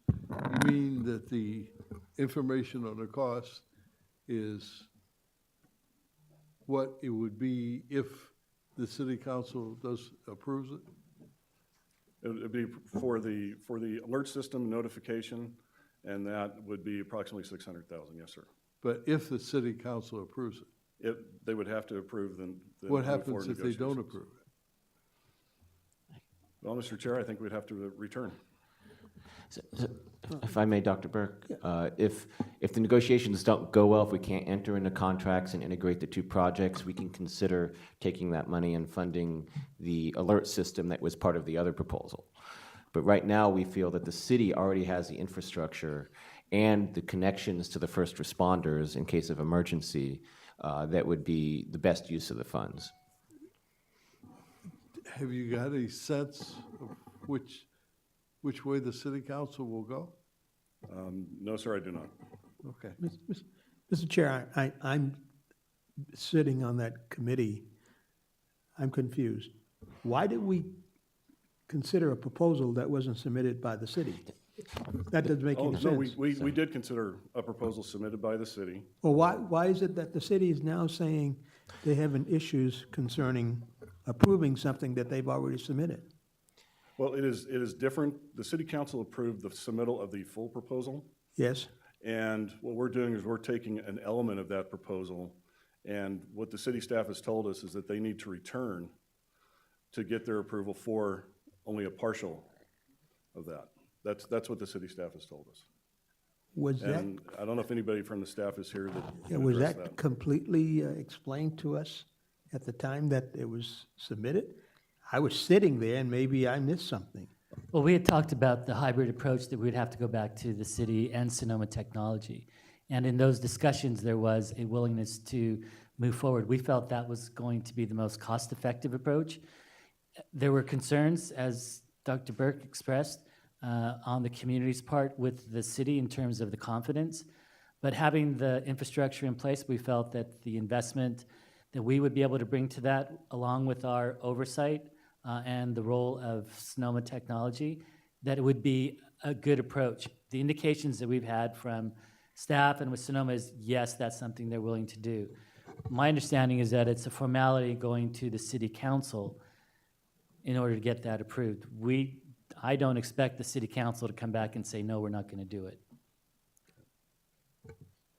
Okay. I just thought that once the proposal was submitted, that the council had already looked at it, but now I understand that we went in and bifurcated Yes, sir. what they actually did, what they submitted, and took out a piece, and now we're saying, will you accept it on that basis? Okay. Let me suggest, Mr. Nastri, that when you're giving money away, don't bring it to this board for approval until everybody is in line. You know, I feel like I'm being stood up here at the altar, you know? I apologize for that. We'll make sure that we have a full commitment before we come back to the board. Okay, great. I'll move, Thank you. I'll move approval. We have a motion and a second. Is there any opposition to this item? Hearing none, this item is approved. Item 35.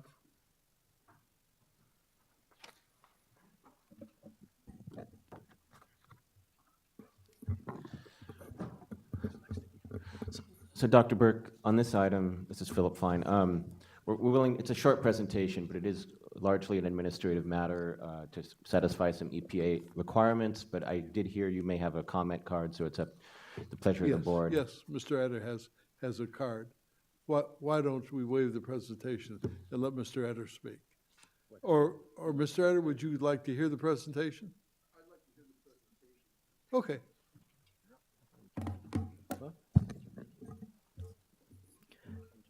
Good morning, Chairman Burke and the board members. My name is Mike Kraus. I'm a Planning and Rules Manager. I'm here to address the topic of supplemental RACM analysis. As you know, the Clean Air Act requires us to do an analysis of reasonably available control measures and reasonably available control technologies. What we're doing here is, as Phil had mentioned, this is an administrative action in response to some EPA findings. EPA made a finding with regards to our RACM analysis, which we did do in the 2016 AQMP, by the way. We also did a RACM analysis back in 2014, as well as in our previous AQMP in 2012. But this finding was based on a focus of our reclaim program. And mind you, the findings were made before the EPA received our approvals, or the board's approvals of our reclaim amendments, both the ones that dealt with the 12 tons per day shave as well as the shutdown provisions. So, yes, I'll move to this first little, hey, Paul's ahead of me here. Or at least, there we go. Okay, so they made two sets of findings. One was based on the 2006 PM 2.5 standard. That was basically a partial approval, partial disapproval. The concern there was that in the disapproval portion, they finalized that, which meant that we actually started a sanction clock. And as you know, that's not something that we want to be in. There are the dates there on the slide for you. They also made a proposal based on the 2008 ozone standard. Okay, so we went ahead and prepared a supplemental to satisfy this demonstration. And basically, as you know, under the Reclaim program, we're required under the Health and Safety Code to already meet the best available retrofit control technologies, or BART. Those tend to be more stringent than REC, so the assumption is, on face value that we will meet those standards. But EPA is sort of ramping up in the needs to see more and more documentation to prove that up. So that's fine. And we went ahead and provided that. In addition, they wanted us as sort of a follow-up within our 2016 plan, what they call a negative declaration. This is sort of our way of kind of officially telling for public record that 2 of their CTGs, or control technique guidelines, that stated that there could be more stringent standards out there for certain facility types. However, these facilities are not found within our basin. So we're basically codifying that in what they call a negative declaration. Don't confuse that with CEQA.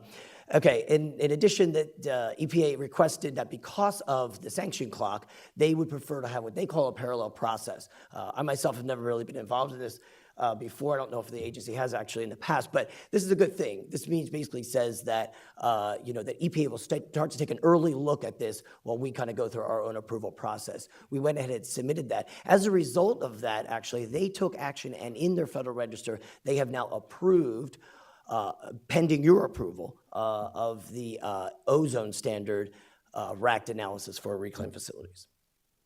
And so basically, all we're asking you today is go ahead and approve that supplemental so we can send that on to ARB and move that on to EPA and end the sanction clock. Any questions? Any questions? We have some. Second. We have some comment. Mr. Eder?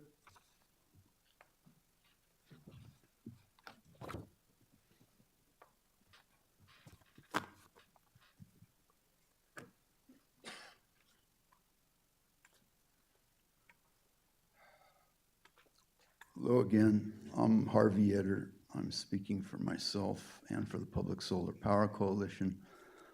I haven't been keeping up to date on this, but this has come up in my litigation with the district. It was mentioned in the Federal Register September 3rd of 14, saying that solar should be evaluated and must be evaluated as the best available retrofit control technology and the best available retrofit measures. I've also been in contact with the Environmental Protection Agency and whatnot, and they've just put this down. They're supposed to study this stuff in engineering. The last study was done 10, 15 years ago. It's just schlock. I'm real disappointed in my government. And I'm trying to be part of it and trying to get it to change. But solar is cost effective and has been for various technologies using life cycle cost analysis, lowest cost of electricity. I'm going to have to go over this information, and it is included in the present litigation and will be expanded upon. This stuff should have been done a long time ago, and I don't trust you to assume it's being done now. Thank you. Any questions? Any questions for Mr. Eder? Thank you very much for your testimony. The board's pleasure on this item? It's been moved and seconded already. Moved and seconded. It was moved and seconded. Oh, moved and seconded? Any opposition to this item? Hearing none, this item is approved. Item 36.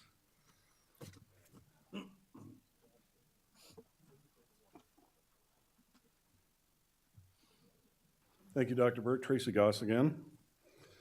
I have a brief presentation regarding our proposed amendments to Rule 1147. This is a carryover item from the last board meeting. Rule 1147 was adopted in December of 2008, and it applies typically to combustion sources that are not otherwise covered by any of our other source-specific rules. In 2011, the rule was amended, and a couple of commitments that came out of that. One was the adoption of Rule 1153.1 for food ovens to control NOx, and another was a technology assessment that went to look at the smaller sources that are subject to the rule, typically those that emit less than 1 pound per day. The proposed amendments before you today represent regulatory relief for over 5,000 of these small units. And it provides mainly relief. One of the large elements is a compliance deadline that was of July 1st of 2017. Talking about the relief for the small NOx sources, particularly those for less than a pound per day, we're essentially removing the in-use requirement. We're allowing the emission limits to essentially be waived or be higher until the unit or the burner is actually replaced. And we're also extending the replacement timeline from 20 to 30 years. We're also excluding from the emission limit requirements of the rule those combustion units with less than 325,000 BTU per hour. Those units, if they were to run 24 hours a day, would not emit greater than 1 pound per day, and that is the trigger for BACT. The technology assessment, and then in turn our proposal before you today, also recognizes the technology limitations and the potential significant costs associated with retrofitting existing equipment. So as a part of our addressing those limitations, a part of our recommendation is to raise the NOx limit from 30 to 60 ppm for afterburners, incinerators, and burn-off ovens. These changes are consistent with that technology assessment. We also went out into the field to look at some of the concerns that were raised regarding pressure washers and tanks, and we're recommending that those be exempt from the rule itself because it's not technically feasible to retrofit these equipment, and it's therefore not cost effective. And then we also made a modification regarding a testing exemption for infrared burners. The rule does contain compliance flexibility elements to demonstrate if you're less than a pound per day. It includes a table of hours of use or of burner hours, and then also for fuel use by the use of meters. There is a small unit option really it's an alternative to the certification, where if equipment already has 5 approved source tests that are less than 2 million BTU, we can go ahead and deem those as emission certified to meet the rule requirements. And then we also have some additional testing options.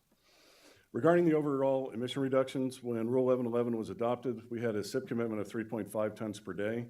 0.9 tons per day is essentially going to be delayed until these units are replaced at year 30.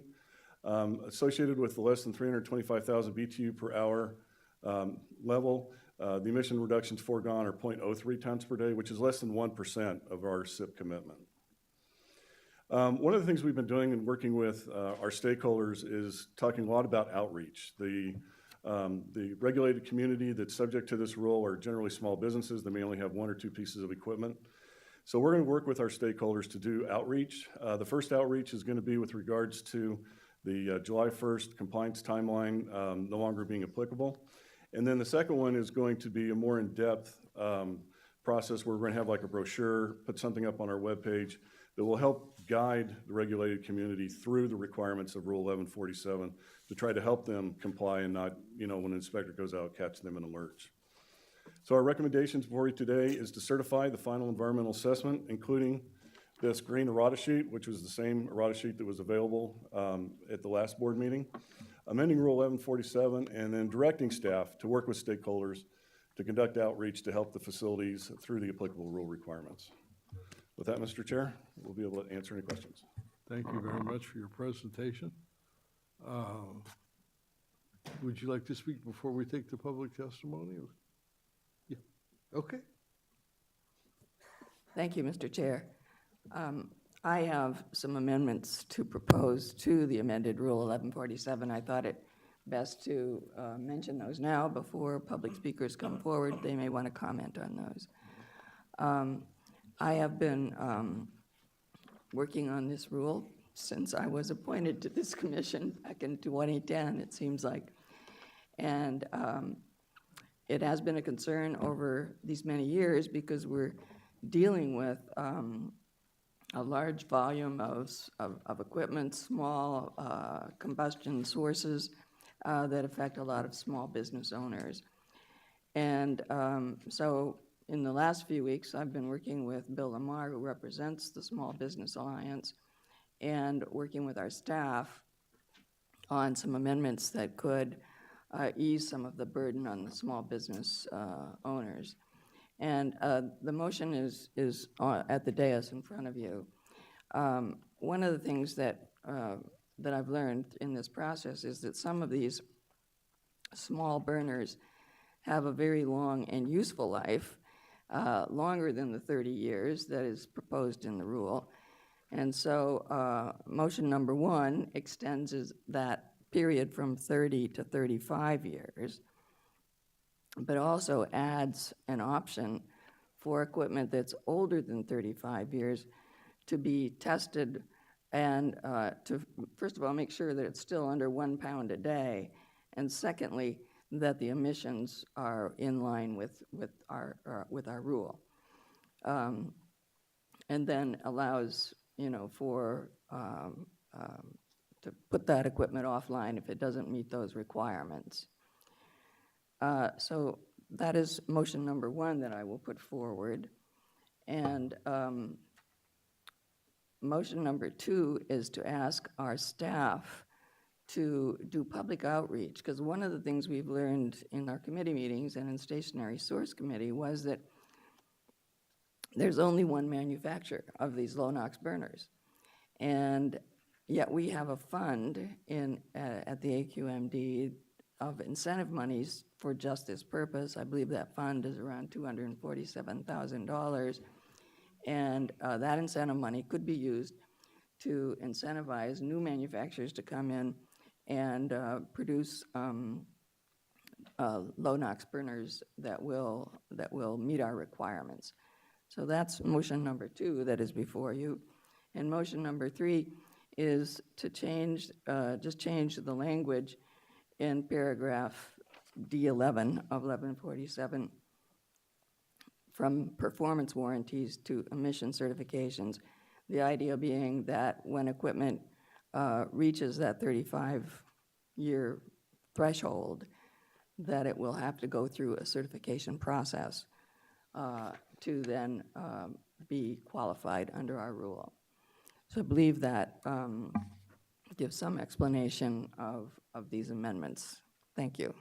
Thank you, Mr. Chair. Dr. Liu? Yeah, I noticed these proposed amendments, and I was just wondering if staff had figured out what additional foregone emissions might be associated with motion number 1. Dr. Liu, the 0.09 or the 0.9 tons per day still represents a delay because eventually those units will be replaced. So the only reductions that are permanently foregone are related to that 325,000 BTU per hour. Okay. And then on motion number 3, the change of the language from warrants to guarantees and from performance warranties to emission certifications, legally or functionally, does this make any difference in terms of emissions or legal requirements or anything like that? Emissions, no. It's really just a clarification of the terminology for what staff needs. And we have spoken with EPA, US EPA about it, and they're okay with the language change. Great, thank you. We have testimony on this item. Kelly will not come to one microphone. And would Bill, Bill, know you're on that side, so why don't we do this?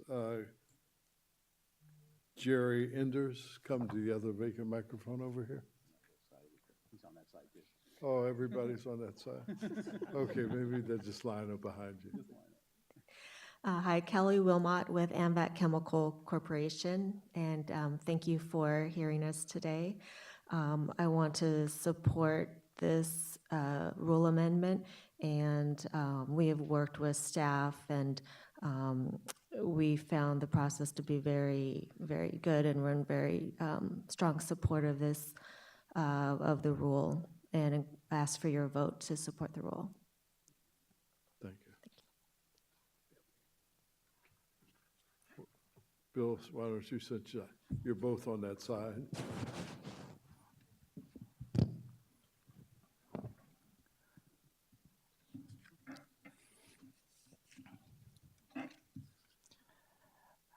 Hi, good morning. I'm Bill Lamar, Executive Director of the California Small Business Alliance. It's hard to believe that it's taken 6 years to come up with this amendment. It wouldn't have been possible were it not for the leadership of the executive officer and the staff, and particularly Tracy Goss and Susan Nakamura, and of course, your determination and commitment to see this amendment does not continue to needlessly burden small family businesses and the smallest of emitters. Since the last Stationary Source Committee meeting, we've had several meetings with the staff to address a few issues that still plague us, and those that are less than a pound a day. On the issue of expanding the number of manufacturers of low-NOx burners, for 6 years, thousands of auto body businesses have had only one manufacturer to choose from. Staff has agreed to actively seek and qualify more manufacturers. There's no time limit in the rule, but we hope that this will happen sooner rather than later. On the issue of distinguishing between burners that are certified and those that are deemed to have a manufacturer's performance warranty, staff has agreed to change the terminology to a manufacturer's emission certification for all acceptable burners. Staff has promised to announce this change, and we hope that that will come again sooner than later, so that small businesses can now choose a reliable burner, one that's affordable and that best suits their needs without conflicting with the district's rules. On the issue of the 30 years or 35 years being a trigger for requiring small businesses to purchase a new low-NOx burner, which can cost $30,000 to $50,000 installed. We've always opposed this requirement because the emissions from most of these auto body businesses have consistently been less than a pound a day. We understand staff's desire to replace all burners, regardless of the cost to small businesses. But we did entertain their proposal to allow owners of burners that are nearing the 30 or now 35-year mark an additional 2 years to either purchase a new burner or demonstrate that their emissions are less than a pound a day. Because these source tests can cost $4,000 to $7,000 each, we asked staff to explore less costly methods for these small businesses to demonstrate their emissions and to extend the testing frequency from 2 years to 5 years. $7,000 every 2 years is a terrible burden to place on a small business owner. If you agree with the merits of our few remaining concerns, they should be included in the final rule or agreed to be accomplished by a specific date, and I will answer any questions you may have. Thank you. Okay. Jerry Enders comes to the vacant microphone, followed by Anthony Enders. Hi, I was the shop that originally had the issue with the moving of the booths and had spent excessive amounts of money that wasn't necessary back in 2013. And it seems like these issues are being addressed now, but that still affects me, and my situation still hasn't changed with the SCAQMD.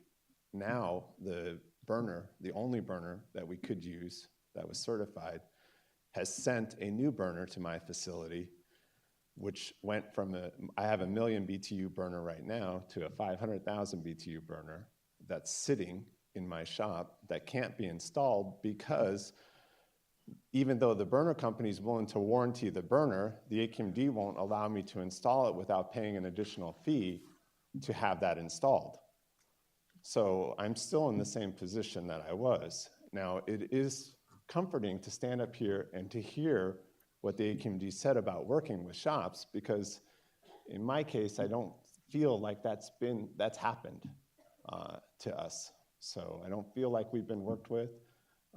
There was a list that was put out on to kind of say that there was no issue with the burners, yet the burner manufacturer himself said that there was an issue with the burner. And when I call the shops that are listed on that list as positive, that they have no issues with the burner, I get a completely different story when I call them personally. So moving forward, I hope that the SCAQMD does do what they say they're going to do and work with us as shops to try to rectify this. Me personally, I would like to see something amended that if a burner company is willing to warranty the burner, I shouldn't have to pay an additional fee to make that happen. So thank you.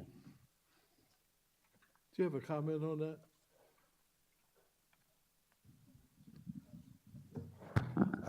Mr. Chairman, we received the permit application from this gentleman last week, and we'll be expediting the processing of that application. We'll have to modify his original permit that specifies a different burner than the one that he's replacing his old burner to, and we'll do it as expeditiously as possible. Thank you. How much is that? We'll work with the gentleman and try to charge him the lowest possible fee, an administrative fee. Down to $1 million? The regular fee is approximately $2,400, but the administrative fee is at $800. $1,600. Yeah. Brian Evanson, Evanson, to the Baker microphone. Okay, great. Thank you. My name is Tony Endres, Furnace Dynamics. I've been working with staff ever since 2008 on this rule. We appreciate working with Mr. Nastri and his staff, and we do have a few significant items to address, and that has to do with the 30-year retrofit considerations. There are approximately 3,000 devices that are included. A large number of these devices are between 0.1 and 0.3 pounds a day currently. They would not be required to be retrofitted because of BACT considerations. These, as Bill indicated, are $30,000 to $50,000 cost to retrofit. That means the cost for those 3,000 devices, if they had to be retrofitted, would be over $90 million. That's a pretty significant value for small businesses. And when you'll also consider the fact that a lot of these businesses currently, with this small amount of emissions, the retrofit would only affect a 0.1 to 0.3 pound reduction, which is minuscule at best. And again, remember, these are small business people, and these significant costs would have a significant burden. There's an alternative that we feel is a good approach to this, to the 30-year consideration. Use a modified protocol with portable analyzers to quantify the emissions to be maintained at less than a pound a day. Staff has acknowledged that is a viable possibility of an alternative idea. They have recommended 2 years, and as Bill said also, we feel that 5 years is a better approach to that. If a normal source test were to be used, it's at $4,000 to $7,000, as Bill indicated. So if you're talking about retesting 3,000 devices every 2 years, it would be $12 million to $21 million. That's a pretty sizable bite for small industry. Over a 10-year cycle, we're talking 60 million to 105 million. Our modified verification protocol would be, we believe, around $1,000. And testing 3,000 devices at $1,000, now we're talking 3 million instead of the 12 to 21 million. Verification is 5 years. Then in a 10-year cycle, we're looking only at $6 million for retesting to quantify this at $54 million savings. So we recommend that the board will indicate to the staff to adopt, instead of the 30-year, adopt a verification program. And we will continue to work with staff on the protocol that would be acceptable to EPA and work on the implementation of the modified rule. Thank you very much. Are there any questions? Appreciate it. Thank you. Pleasure of the board. Oh, thank you. Thanks. Thank you. Good morning. My name is Brian Edison, and I am with Auto Square Collision Center in El Monte. I support the current proposal to amend Rule 1147, but I'm here today to request that any future amendments or any other rule changes where compliance places a financial burden on small businesses like ours, that it provides some assurance that any mandated new technology actually works in the real world and not just on paper or in a test laboratory somewhere. The new equipment, we moved to a new facility in 2013, and we had no choice but to spend tens of thousands of dollars on new spray booths because our old ones weren't in compliance with the Rule 1147. The new equipment today is working as good as it's ever going to do, but we now know that the low NOx burner incorporated in the air makeup unit simply cannot control the working temperature when ambient temperatures fall below the set point of 80 degrees Fahrenheit. Now, Mid-Kona, as we've heard already today, are the only low NOx burner manufacturer approved by the AQMD. They have offered to replace the burner free of charge, but admits this will still not remove the problem of the temperature rise that makes it almost impossible for us to use. Now, we've attended several meetings here at the AQMD in the past few months, and I, for one, appreciate the time and indeed the patience that all the staff here have shown in understanding the problems that we've had. And they've even sent out 2 engineers to our facility to see the problem firsthand. So once again, I'm here simply to ask that you, the people that approve the rules, ensure that any future proposals that place financial burdens on businesses like ours are accompanied by a little more due diligence to ensure our investment is protected and not wasted on mandated equipment that simply doesn't do the job. Thank you. I appreciate your time. Thank you very much for your testimony.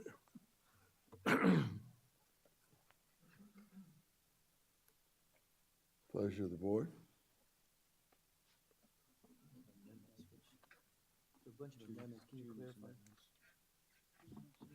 Mr. Chair, can we clarify the amendments that were made? What's the proposal for the board? Ms. Mitchell? Oh, sorry. Yes, and you have the written motion in front of you. We can tell from the testimony that this amendment doesn't solve all the problems, but I think we could also add to our decision today some directions to staff to address some of the matters that were brought before us this morning. I think extending to 35 years makes sense. The issues we've heard are that the biennial certification process is maybe too often because source tests are so expensive. I think we could ask staff to work on that. One of our speakers came forward with another type of certification test that may work.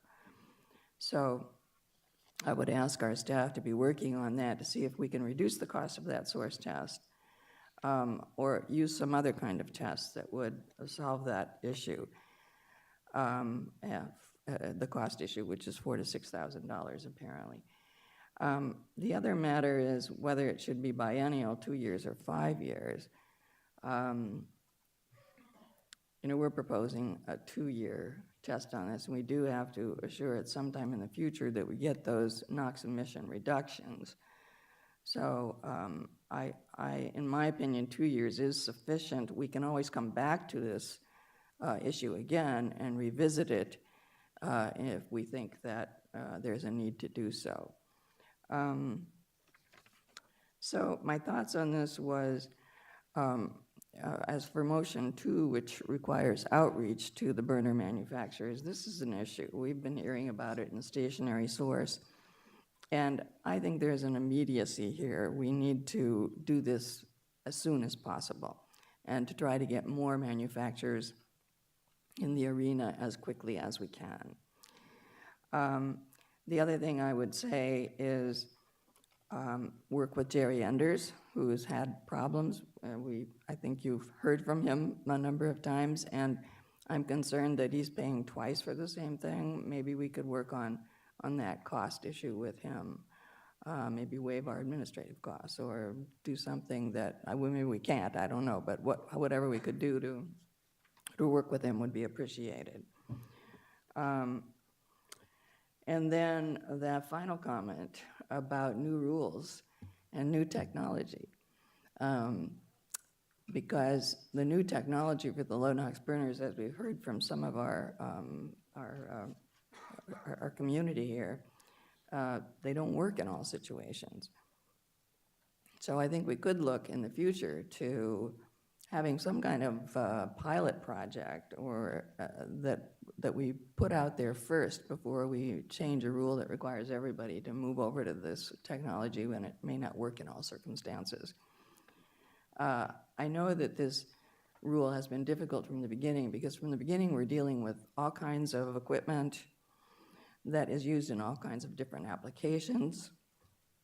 And we're trying to have one rule that covers all of that. And we have succeeded to some extent in breaking off some types of equipment, as you've done in 1153.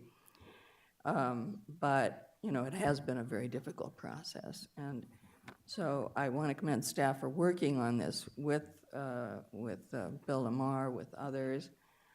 And I think that the amended rule with my amendments goes a long way toward sort of working out some of these problems. And then I think staff has to continue to work with our regulated community on this rule to make sure that it is working, that we do have the technology perfected, and that the cost for business owners isn't astronomical, that it's a reasonable cost for the benefit that we're getting. So those are my comments. Does that help anybody on the explanation of what we're trying to do here? Yes. Okay. Thank you. Supervisor? So, Mr. Chairman, do we then vote first on whether to incorporate council members' amendments into the proposed amendments, or do it by acclamation or whatever? I think I wasn't quite sure whether there was a motion to, I think it's really two things: to certify the environmental assessment, and then to accept the staff's amendments as further amended by the council member. Is that correct, council? Yes. You stated it correctly. So we don't have to vote separately on the amendment unless there's a request to do that, right? Okay. So I second. Yeah, if you wanted to adopt the staff proposal as amended by Ms. Mitchell, that certainly would be a course of action. Okay, so, and that was the motion, right? That was the motion. So I'll second that. All right. Am I making the motion? Oh, I thought I heard yes, you I'm say making the I motion move. for the amendment. That's right, absolutely. Perhaps I heard in a future time, but I thought. No, we're doing it today. We have a motion and a second. Is there any discussion of this item? Hearing none, do we need a roll call vote, or is there any opposition to this? Hearing none, this item is approved. So do we need a separate motion to certify, or is it all included? That's what you asked. So that's all included. All right. It's all one motion. Okay, item 37.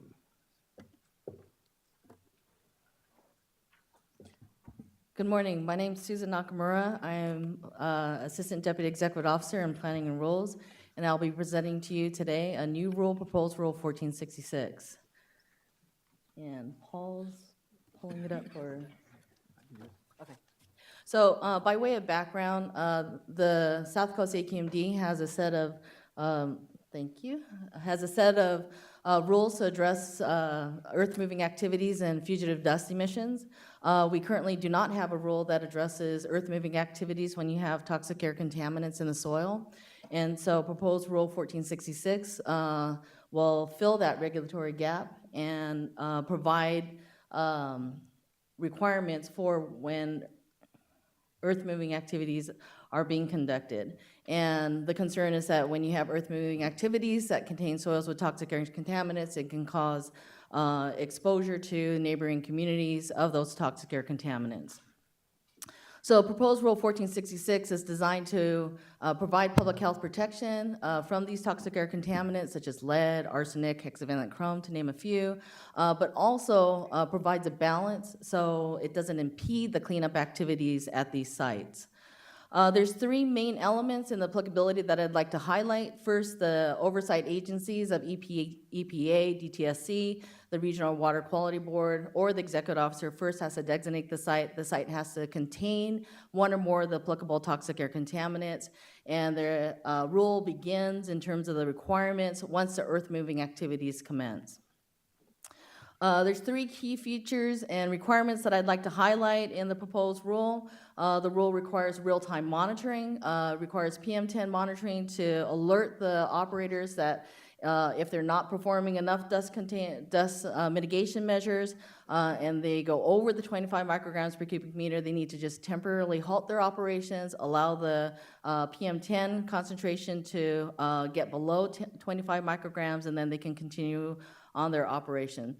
There are a series of dust control measures. It's very prescriptive. It requires fencing, watering, requirements for a dust control supervisor on site, also requires signage around the site, and also requires the facilities or the operators to notify us once they begin prior to beginning their operations.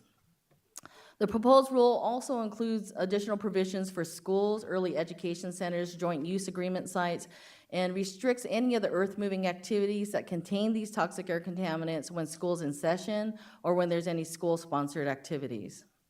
The proposed rule includes special considerations and exemptions, allows the operator to identify any alternative dust control measures, provided they can demonstrate that the dust control measure meets the same objective and efficacy of the measure it's replacing, allows the operator to provide, we provide a process for exemptions in the rule for monitoring or any of the individual dust control measures. It also includes exemptions, specific exemptions for signage, fencing, and monitoring for certain types of projects, and provides a blanket exemption for small sites that are moving less than 50 cubic yards of soil, and for those unique situations in an emergency or a utility outage. At the Stationary Source Committee meeting in June, the issue came up in regards to expanding the list of toxic air contaminants to include other metals, pesticides, and semi-volatile air contaminants. And so staff at this time can include that in our proposal because we haven't done the proper noticing. We need to go back and prepare the SEQO document to expand the list of toxic air contaminants, but staff is committed to coming back no later than February to bring an amendment if this rule is adopted today that would expand the list of toxic air contaminants. The Stationary Source Committee wanted us to proceed with the hearing today to get the rule in place with the commitment to return to the board. So recommendation is that we adopt the resolution, certify the final environmental assessment, and adopt proposed rule 1466. And I'm available for any questions. Yeah, I just wanted to let people know that appreciate the effort to fill this gap in our regulations, and I happened to get a call from the director of DTSC yesterday, and I mentioned to her that we'd be considering this, and she expressed her appreciation for us doing this. I do have a proposed amendment to the rule that staff helped me prepare, and I wanted to make sure that people were aware that I was going to make this motion before they testify. It has to do with providing additional protections at schools and early education centers and their adjacent athletic areas. The rule as currently drafted doesn't actually cover the sports activities that take place on school grounds and the athletic areas. So that's what this motion does. And I don't have to read it word for word, do I? We'll put it up so everybody can see what it is. I just want the speakers to be aware of it, and then when we get to our discussion, I would like to move it. Can we get that clearer for the people, Paul? Dr. Parker, you're next up to bat. Can you, Hold on, Doctor. Can everybody see that? Or- No, they can't see. Were there copies available to folks? Probably just the motion too. I can see your finger fine, Susan. Thumbs up. Oh, I don't have my distance contact in. That's why I can't see it. Here you go. Dr. Parker? No, I can read it right there. I thought, oh, that's really funny. Dr. Parker? You have the list itself of contaminants that, what triggers that the testing of the soil must be done and by whom? And I assume that this is a whole new requirement that all the cities have to buy into that actually will be issuing permits relative to this particular new rule that we're going to be instituting. The applicability is when an oversight agency, through their normal course of identifying a site for a cleanup activity, so DTSC or EPA as a Superfund site, or the Regional Water Quality Board identifies it, and they do their own testing. And we rely on them in terms of their action levels to designate the site. So once they designate the site in the presence of one or more of the 9 toxic air contaminants, then that site becomes a site that is applicable to the rule. But it's only when they then start the earth moving activities that the requirements kick in. So it's only those sites that someone else has identified, not necessarily that we would be basically doing, because I would think that every time someone institutes a construction project, that you're going to have more than 50 yards of soil. But if it has not been tested, we would have no way of knowing that that is applicable. So it's one of these other It's one of the 3 oversight agencies. agencies, and then there's also a provision that allows the executive officer to identify a site, but there's criteria that we would first consult with the oversight agencies and any applicable health agency, and then look at any air monitoring data, health risk data, soil samples in our consideration, and then we would consult with the operator before we designate the site. So the cities and the counties are basically exempt until at such time that they trigger this particular. That's correct. Thank you. Mr. Chair, just a question. Yes, Mayor Katsura. Thank you, Mr. Chair. Susan, about a year ago, South Pasadena, we were refurbishing our entire water system, and our largest reservoir, which is bigger than a football field, we had to demolish it, and we're building a new one. But I remember it was set back a couple months because somebody discovered asbestos and let it in a circa 1919, 1920 old reservoir, bigger than a football, 6 million gallons. I remember looking at the staff report, AQMD permit required asbestos, lead, got to remediate and special processed. Do we have? How did that kick in? Did somebody come and notify us? Did the city notify us, or who found out about this? And we had something in place where AQMD had to we had to get a permit or wait for the processes. I'm a little confused on your question. Are you for the identification of that particular site? Yeah, or- I'm curious because I saw in a staff report it was the project was delayed, and I'm glad because I didn't realize there was asbestos in the neighborhood, and it's actually right next to a Pasadena High School, only a fence separating it. So how did that? There was something where AQMD had to come in. We had to get a permit or permission from AQMD. So were there protections already in place, or?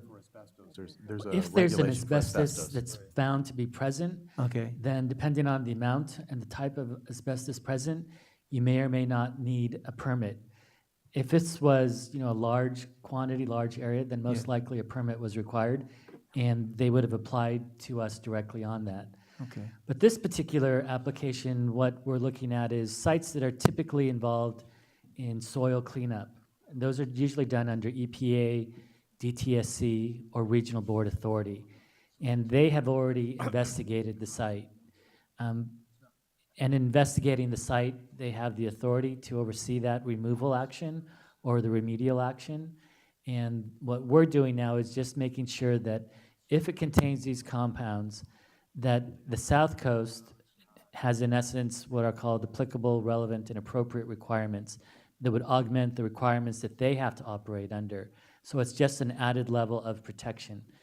There are opportunities, as Susan Nakamura said, where maybe someone is doing some work, maybe some information hasn't been made aware, and people could petition to us to do a designation. But this is really to assist other agencies and to make sure that those protections are in place. Mr. Chairman, if I might, there are copies of Dr. Liu's amendment that are available on the clerk's desk if anyone in the public would like a copy. Councilmember Robinson? Thank you very much, Mr. Chairman. I appreciate that. I just have a question for Dr. Liu with respect to your amendment, motion 2, and maybe staff might be able to answer this as well, but I think what you're trying to accomplish here is very admirable, and I'm very supportive of it. I'm trying to think about the practicality of all of it, and I'm looking at the time frame here in 11A, where there's no activities between 7:30 and 4:30 p.m., and then we include adjacent athletic areas. A lot of times those are occurring after schools. Sometimes in my city we have athletic events going as late as 9, 10 o'clock at night. And then we have noise ordinances where earth-moving equipment wouldn't be allowed to be used after that time. So when I look at the practicality of this, the reality is it might be summers when there isn't athletic events going on when something like that could occur. So that's what I'm kind of looking at. How far are we restraining this? What is the practicality of this, and how would it be implemented? So. Yeah, and there are ways for people to seek an exemption from this, given the right analyses. My concern is that exact balance of trying to protect the children and have the remediation activities take place, because they do need to take place. And when I worked with staff on the language, they helped develop this as consistent with what we had discussed at Stationary Resource Committee. First and foremost, I would hope that schools and athletic fields that children use aren't developed on toxic sites to begin with. If they should be, I think we have to take some precautions. And if, of course, if it does prove to be unworkable, I would assume staff would hurry back and tell us that it's not working, so we could amend it. I'm inclined to err on the side of caution here. I agree, and I just wanted to make sure that I brought that up. So, staff, do you have any comments with respect to, potential exemptions when there might be, real challenging situation like I described? So what we've added in the rule language is, and as we work through the working group, is we have a provision that the operator can come and provide. We have a process for them to identify for any of the measures where they need to ask for an exemption. And so we would work with them in terms of looking at what the potential issues are with that. We would use the same criteria looking at that we designate a site, so looking at the health risks, the surrounding community, the receptor locations, and take all that into account when we make that decision. Great, thank you very much. And again, I appreciate the amendments brought by Dr. Liu. I just wanted to make sure we're just kind of looking at the reality of it. So thanks again. Mayor Caccione, you're in out? Okay. Anybody else have any comment on this? We have some public comment. David Rothbart.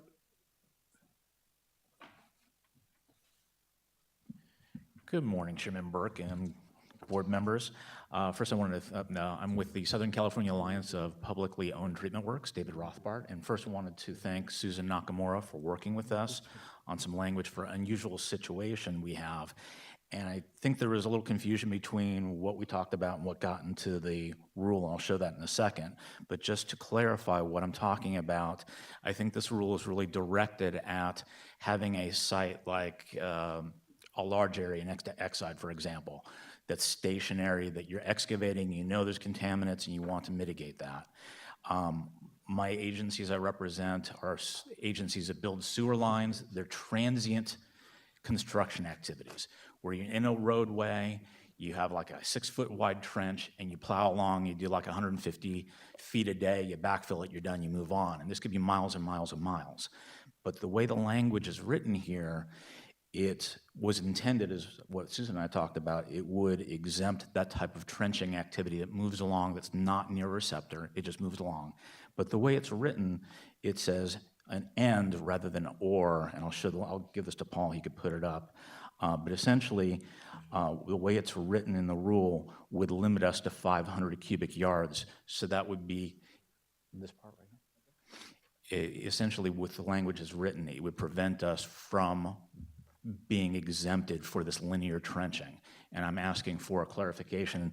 Susan's language in her slide had the language I'm proposing, and it merely is changing a word and to or to make sure that the linear trenching for sewer projects isn't limited to 500 cubic yards.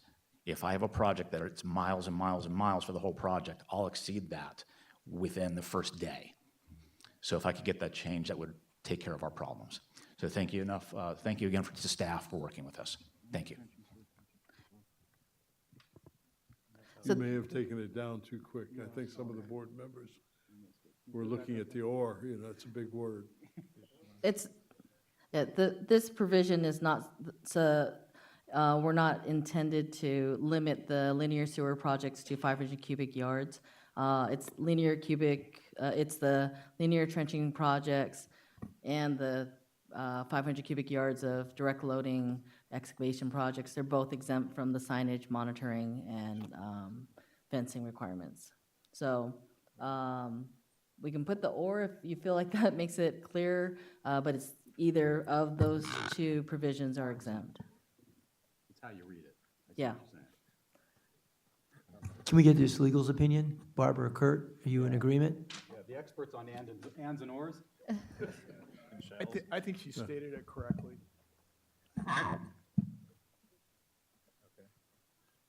Okay the way it is. So should it be changed to or? So do you accept that as an amendment to your amendment? Well, David, I think what you're hearing is that our legal department interprets that the way that you intend, as both of those things are exempt.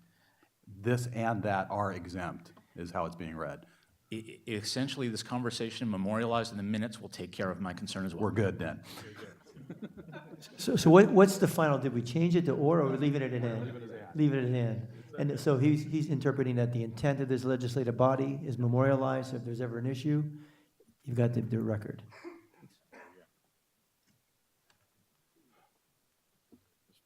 More speakers?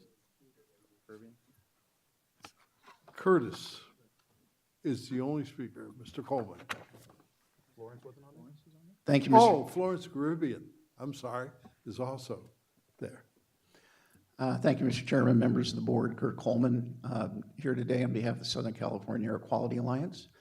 I'm here to thank Susan Nakamura and her staff for the work they've done on this, and especially for their receptiveness to the comments we've made and their willingness to work with us to make this a more workable rule while still protecting public health. So we are in support of the rule. Thank you. Thank you for your testimony.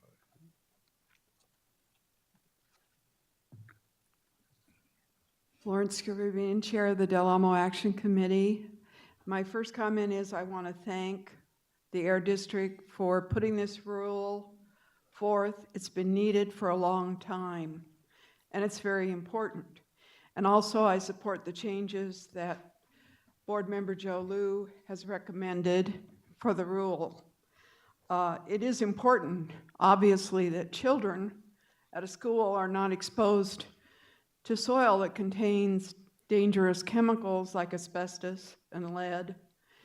Also that the DTSC and EPA and folks that are working on cleanup sites have this rule to utilize to make sure that that work is done safely. I do want to mention in my community, I mentioned this in other meetings, the Farmer Brothers site, which was in the community before the Montrose Chemical Company moved in next door to them, And after the Montrose and during the time that Montrose operated for many years, where they ground DDT into powder and got it all over the whole community, Farmer Brothers sold the property. The developer came in and started demolishing all of the Farmer Brothers buildings and chunking up the cement and putting it in piles, and then they put in a cement crushing equipment probably a quarter of a block from a Boys and Girls Club. And thank you to the Air District and to the LA County Department of Environmental Health when we turned to them and explained that this was not a good situation, that everything we knew told us that there were DDT on that property and probably other things as well, including asbestos in the furnaces that Farmer Brothers operated. They did, the South Coast stepped in, and environmental health stepped in and brought that situation under much better control, and that is something that I appreciate. I also appreciate the fact that this rule does have the provision that it will be revisited and additional chemicals, including pesticides, will be allowed to be included on the rule. I want to say that we should not always assume that when a volunteer cleanup is done at DTSC, that the right kind of oversight is done to ensure that what needs to be known about a property actually is known about the property, that it's properly characterized, and the work gets done the proper way. But that's a problem that we're working on. And I'm glad that the director of DTSC supports the rule, and I'm encouraged by that. Thank you very much. Thank you for your testimony. Supervisor Kuehl? Thank you, Mr. Chairman. Could you put the and/or language up once again? Because I think we went back and forth. I'm sorry, I just want to understand what the minutes are going to show.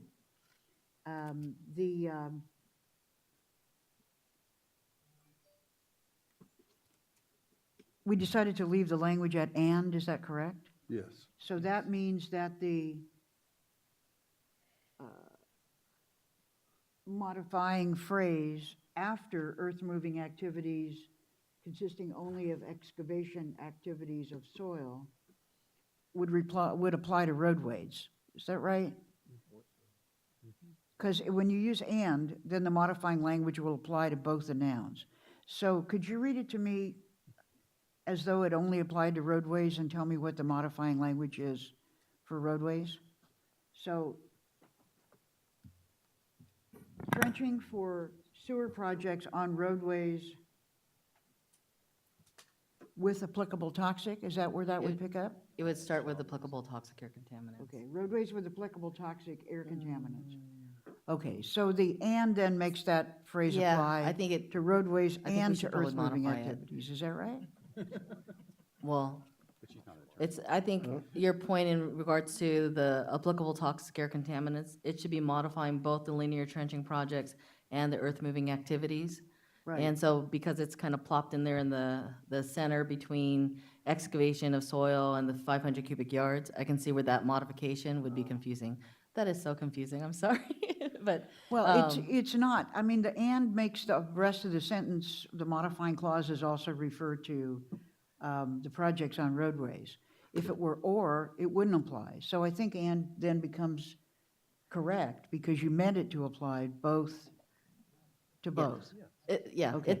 it's intended to imply, to say, if you have a linear sewer trenching project, or you're excavating soil that contains the toxic air contaminants of 500 cubic yards, those two are exempt from the, the provisions there of signage, Right, but it's monitoring sewer and fencing. projects on roadways that contain toxic.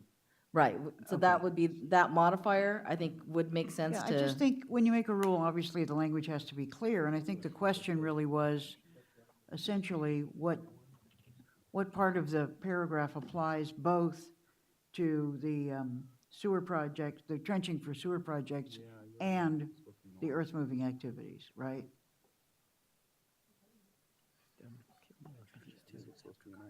Yeah.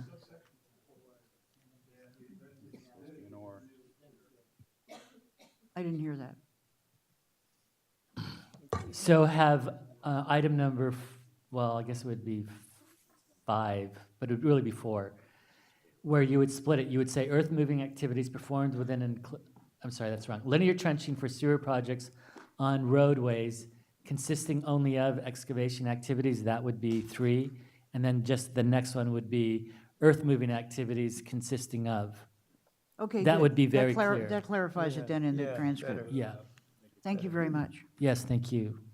I would like to move this item with that amendment and the amendment that I had circulated earlier, but I handed to Chairman Burke, so I can't read it, but it's up, it can be placed back up on the screen. That would provide for these other added protections at schools and early education centers, and include this definition of adjacent athletic area. I'll second that. Just, you know, when staff's going back and doing the minutes, you want to be clear, especially the last one with Sheila and when we just did. So we may want to, one more time on the record, Okay, just. so my understanding is that subsection K3 would be limited to linear trenching sewer projects, and there would be a new K4 that would talk about earth-moving activities with less than 500 cubic yards, correct? Correct. Correct, yeah.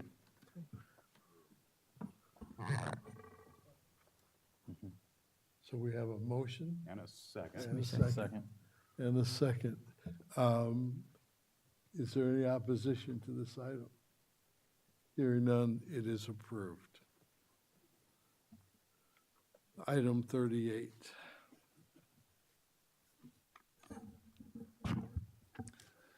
Good morning. My name is Ian McMillan. I'm a Planning and Rules Manager here at the district. I'm here to talk about proposed amended Rule 1118, the control of emissions from refinery flares. Just a little bit of background. So flaring that occurs at refineries is really for 2 main reasons. The first is it's a critical safety feature to control the release of combustible gases. And then secondly, it also can reduce emissions of some pollutants through the combustion process.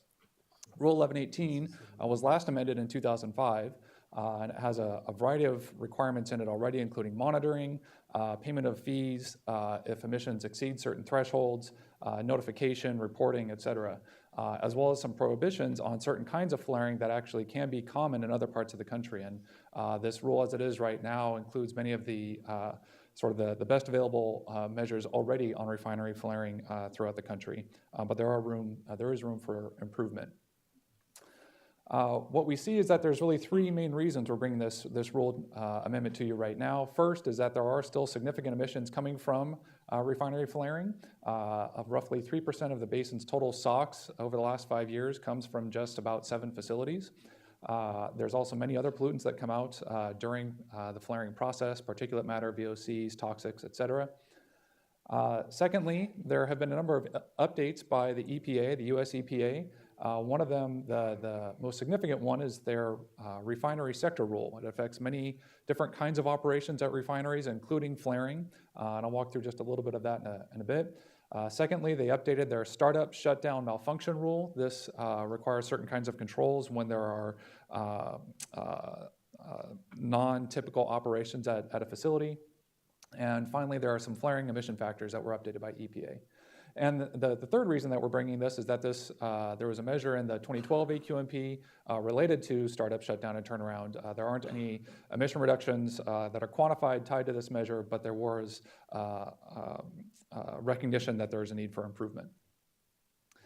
What this graph is showing, it's a lot of bright colors. It's showing the 7 main refineries here in the district and their reported flaring emissions over the last 5 years, and we can see that there is some variation both amongst facilities as well as year to year at an individual facility. We see the Torrance refinery used to be ExxonMobil. 2016 shows very high emissions. Those are being revised and will probably come down closer to about the 2015 level. But we see that some refineries are emitting a lot more and having a lot more flaring activity than other refineries. And we want to try to reduce flaring across the board. So how are we proposing to do this? Really, it's in 2 key phases. And the reason that we're doing this is that there's... I'm sorry. I own shares in Chevrons. They have a refinery that's affected by this? Okay, then I'm disqualifying myself and leaving the room. Thank you. Thank you. So with this rule, there's 2 phases that we're proposing, and the reason for it is that to ultimately get where we want to go with the control of flaring, it's going to take a few years to get there. But there are things that we can do today, right now, and so we want to get going with that right now to get working on the second phase. So in this first phase, I mentioned the EPA refinery sector rule. There's a couple key provisions in there, including prohibitions on some of the most significant flaring events, and that will be a new requirement in our rule. Secondly, it also requires that when flaring occurs, it is the most efficient possible. And so nobody wants flaring to occur, but when it does occur, let's make sure it's occurring in the best way possible. Secondly, we are requiring refineries to prepare scoping documents. These are going to be detailed engineering analyses to look at how to reduce flaring even further. We recognize that this is not going to be a simple just add on a muffler on top of a flare stack. This is going to be something much more significant, so it's going to take some detailed engineering analysis. Next, we are removing the annual cap on mitigation fees. The mitigation fee provisions in 1118, we believe, have been very successful at reducing flaring emissions. It's unique to our district to have this provision, and it has shown. The flaring has come down substantially over the last decade or so, and I think that this is one of the key parts of it. So there's currently an annual cap, we're removing that cap on fees. Next, we are updating some of the notification and reporting requirements. Some of this will be notification reporting to the district. Some of it will ultimately lead to improvements in public notification. We are updating some of the emission factors for calculating VOC emissions from flares, and we're also removing a lot of the outdated provisions from the 2005 amendment. Where we're leading with this is into the second phase, which we're proposing to come back no later than January 2020 to really do some more substantial amendments to this rule to really try to put some more controls and really reduce flaring much more. And so we'll be taking information from these engineering analyses and these scoping documents, as well as from an optical remote sensing study that was passed in the consent calendar earlier in this meeting to try to really refine this some more. There are a couple issues I want to talk about. We've had some very productive working groups working with the stakeholders on all sides, and we've had some really good progress on getting through these amendments and making some significant changes in short order. One of the things that we have heard is there is this change to the VOC emission factor for vent gas. This is for typical refinery flaring that you think about when you think about flaring. And the emission factor is increasing tenfold. We have thresholds right now for notification and specific cause analyses that are based on emissions. So by increasing that emission factor, you're going to have more specific cause analyses with subsequent corrective actions to correct the problem, as well as new notifications. We have heard from industry that they would like a higher threshold. If the emission factor is going up, that maybe increase that threshold. Conversely, we've heard from community groups to keep the threshold the same. Staff is proposing to keep the same threshold at 100 pounds of VOCs. It's consistent with the previous board direction. And we've also taken a look at whether or not this would be a burden on either staff or on refineries, and this shouldn't be any overly burdensome requirement. Next, again, on the VOC emission factors, this is actually for a different emission factor. This is not for general refinery vent gas. This is specifically for propane and butane. Sometimes this is called liquid petroleum gas, LPG. Sometimes it's called clean service. But this emission factor is increasing as well in the rule. It's increasing threefold. It is still going to be substantially lower than the vent gas emission factor. The reason that we're proposing to have a different emission factor here is that this was derived from specific fuel tests. So it's looking only at the tests that were utilized to prepare this emission factor only looked at propane and butane combustion. And so we believe that this is the most scientifically defensible data that we have. We've reached out to EPA to hear what their thoughts are on using this approach, and we've heard that they don't actually have any problems with the approach we're taking. They've seen others take a very similar approach. I do want to mention, too, that propane and butane emission factors are not used very often. It's not a very common type of flaring, and in fact, not all LPG flares, there sometimes are specific flares, not all the time do they use LPG emission factors. Sometimes they use the more conservative vent gas flares. It all depends on the fuel going through. So what we are doing right now is we are proposing to keep a separate emission factor for that is fuel specific for propane and butane, which would be different than vent gas and which would also be different than methane.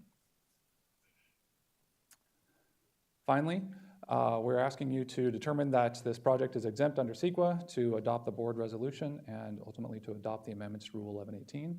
And I'm here for any questions. Thank you very much. We have two people to testify on this rule. Is there any questions before we go to public testimony? Would Jiminy Parquet? No, I butchered that. Hi, come on down, and Alicia Rivera at the other vacant microphone.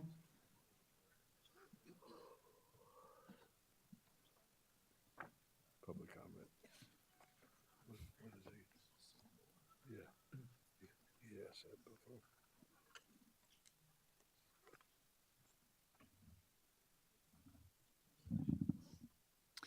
Good morning. Oh, that's loud.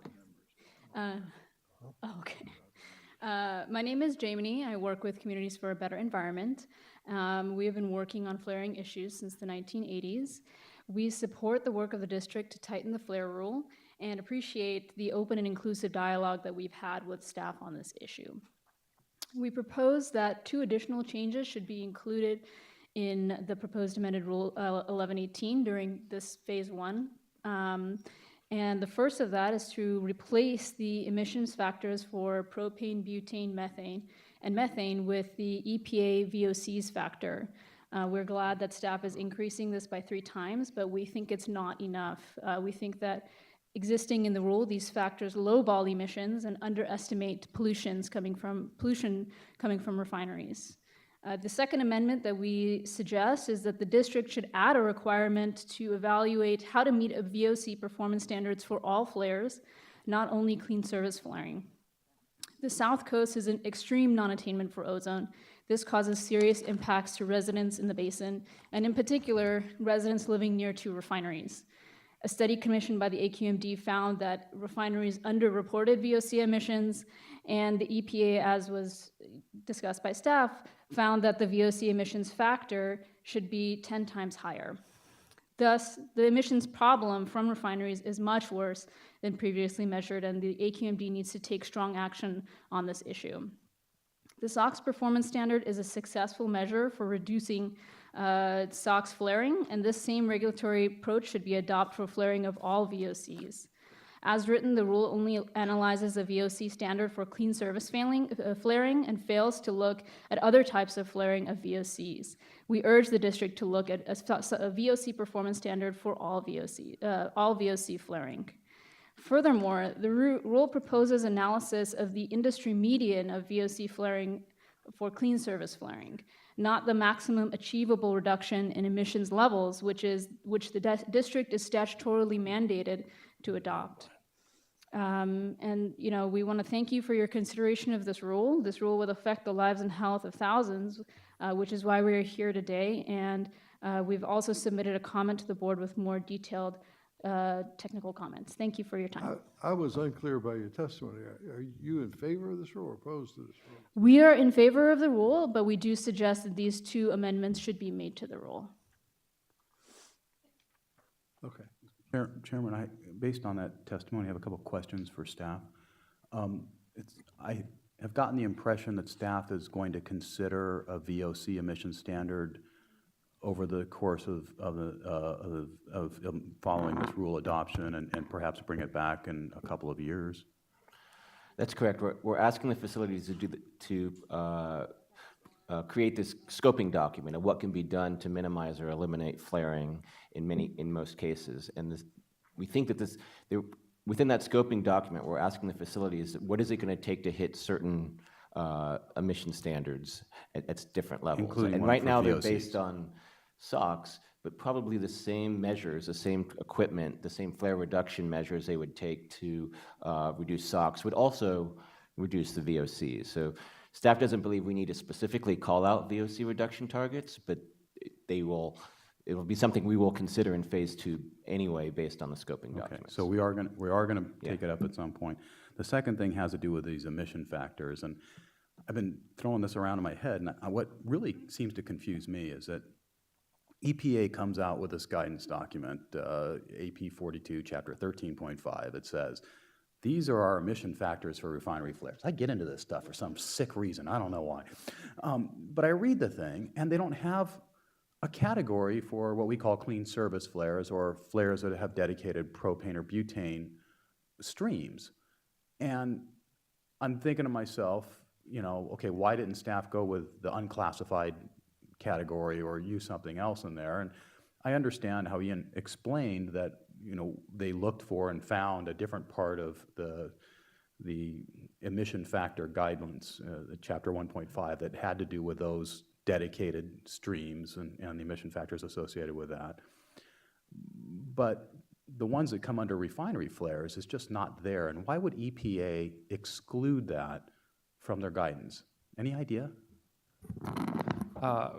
What our understanding is, and we've talked to EPA about, you know, how they developed some of these emission factors and the work that they did, and this is applying nationally. And so what we do here in the district and what we require of refineries here in the district is different than what might be happening in other parts of the country where there might not be a stringent requirement. So the flaring that occurs in other parts of the country, there's sometimes what might be called process flaring, where rather than and that sending happens the here gas too, in, right? And so what EPA was focusing on was the main types of flaring that are affecting the nation.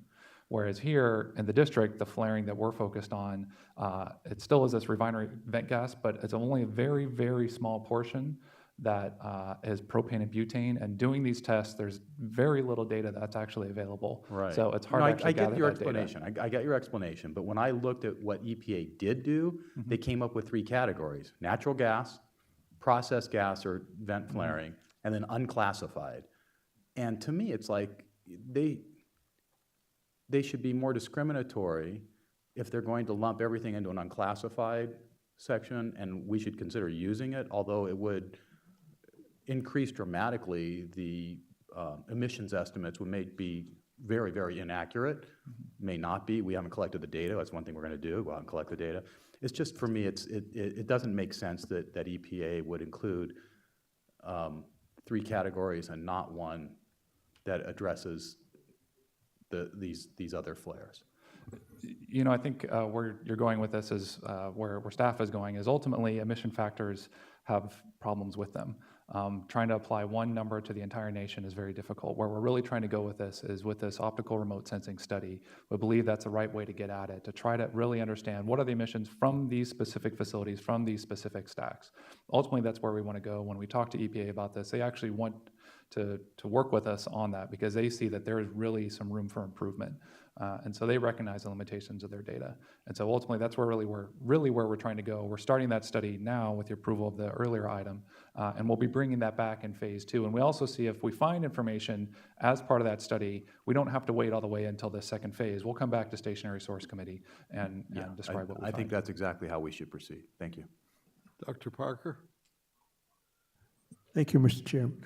I think that Dr. Liu probably does recognize that the way we do refinery in California is completely different than the way they do it in other states because of the type of crudes that we're refining here is not necessarily the same way that they would be doing in, say, Louisiana or in Texas, per se. And for that reason, flaring here is... I shouldn't say this because I'm getting into a scientific area that I haven't worked in for quite a few years, but is really as a means of protecting equipment to a large extent than it is of basically the catalytic combustion convertibles that we have here is different completely. And for that reason, that's why we probably have a limit itself on emissions from flaring, because it's really saving equipment reference to the time that they would have to tear down and redo and line some of the units, et cetera, that kind of thing. It's cheaper to do refinery, to do flaring than it is to basically do the retrofitting. So for that reason, it's a whole completely different process that I found in California than it is in many of the other states. I don't know the answer to this, but the refineries outside of California have dedicated propane and butane flares? In some instances, yes. Then again, EPA should have established an emissions factor for that category.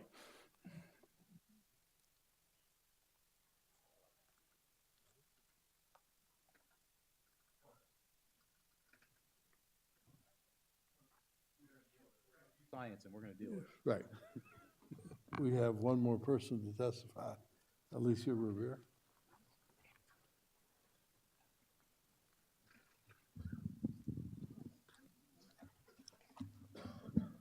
Good morning, board members. My name is Alicia Rivera. I'm an organizer in Wilmington with Communities for a Better Environment, and some of the Wilmington members are here with me. We're here to support the amendments. There has been a lot of flaring during the last year in Wilmington, especially by so-called clean flaring air products. And we were told when we called the inspector that we shouldn't worry about it because that was not pollutant.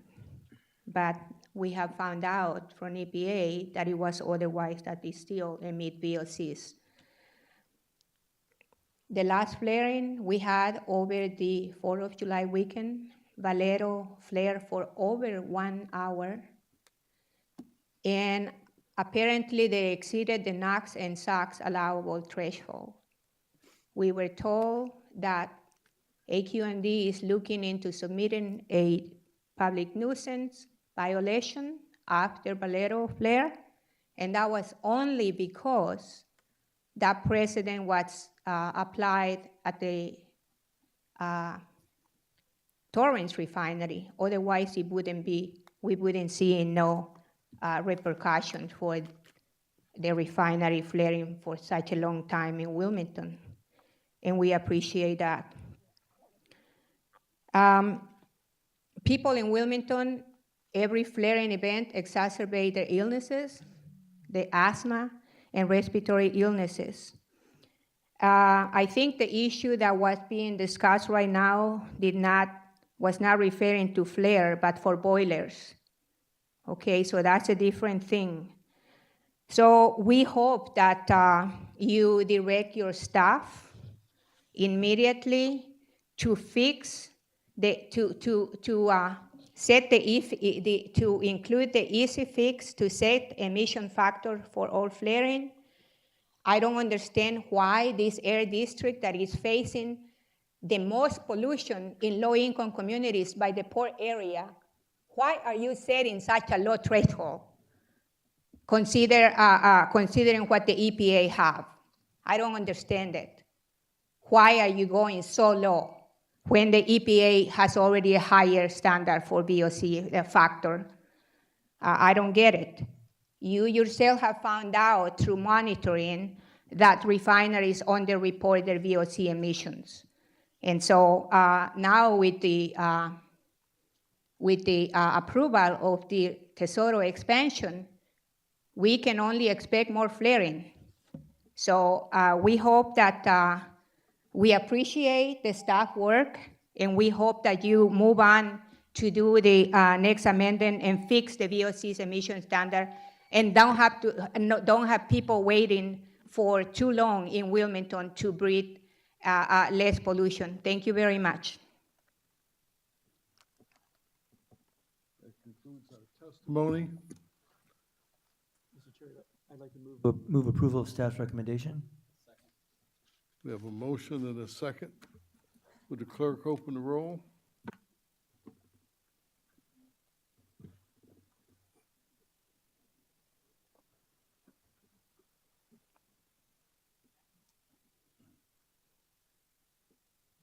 Motion passes 12-0.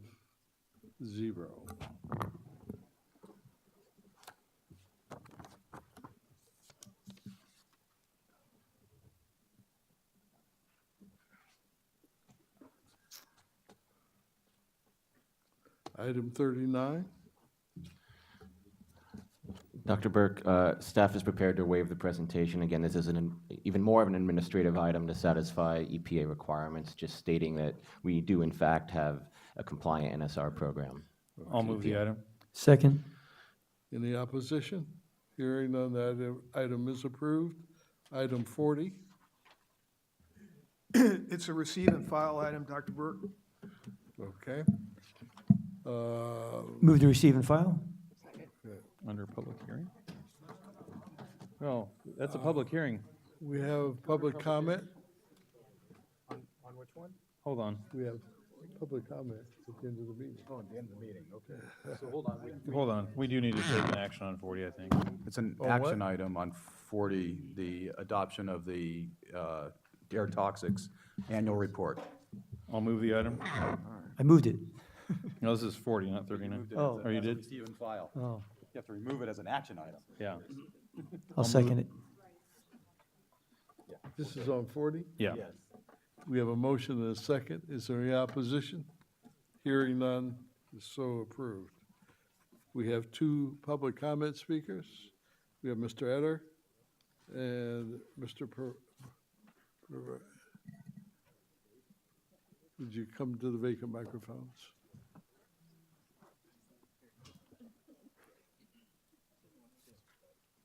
Mr. Etter's letting you go first, right? Correct. He was very gracious. My name is Eric Previn, for the record, and I appreciate this body wants to get out the door, as do I. I was very interested in item number 37 and the toxic contaminant item.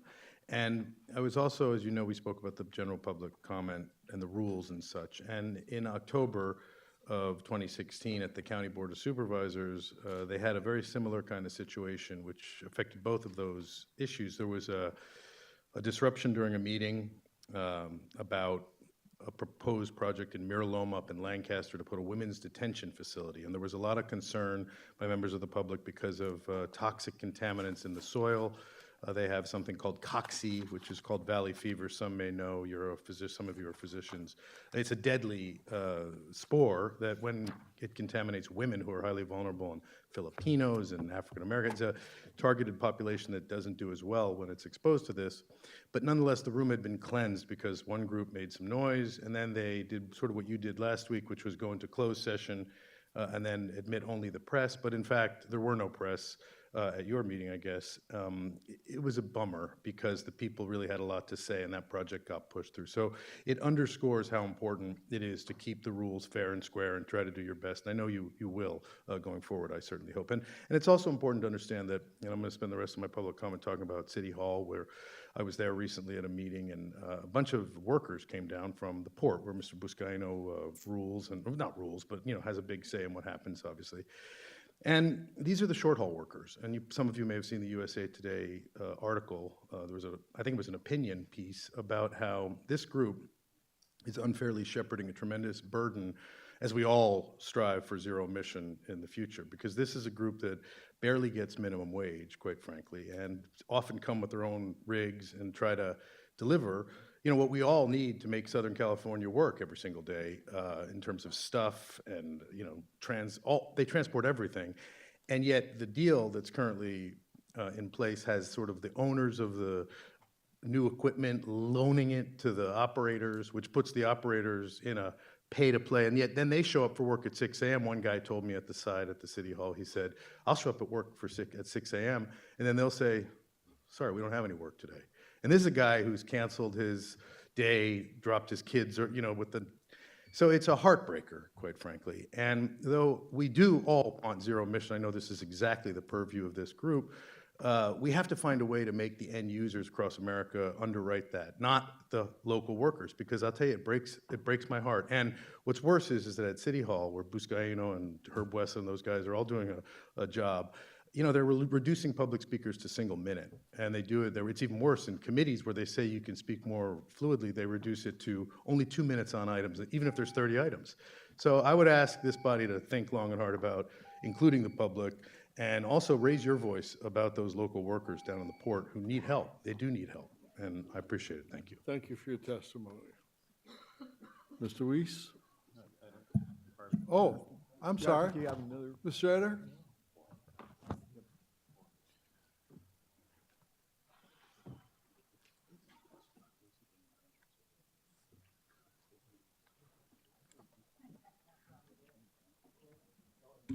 Hello, I'm Harvey Etter, Executive Director of the Public Solar Power Coalition, talking for myself and PSPC.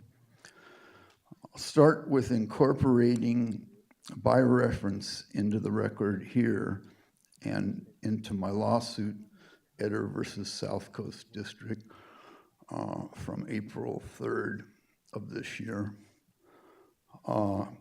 An article that appeared in the record here and in the record in litigation. In the June 29th issue of the Journal of Medicine, for the Eastern Journal of Medicine. I'm screwing up here, excuse me. Anyway, the title is Air Pollution and Mortality in the Medicare Population.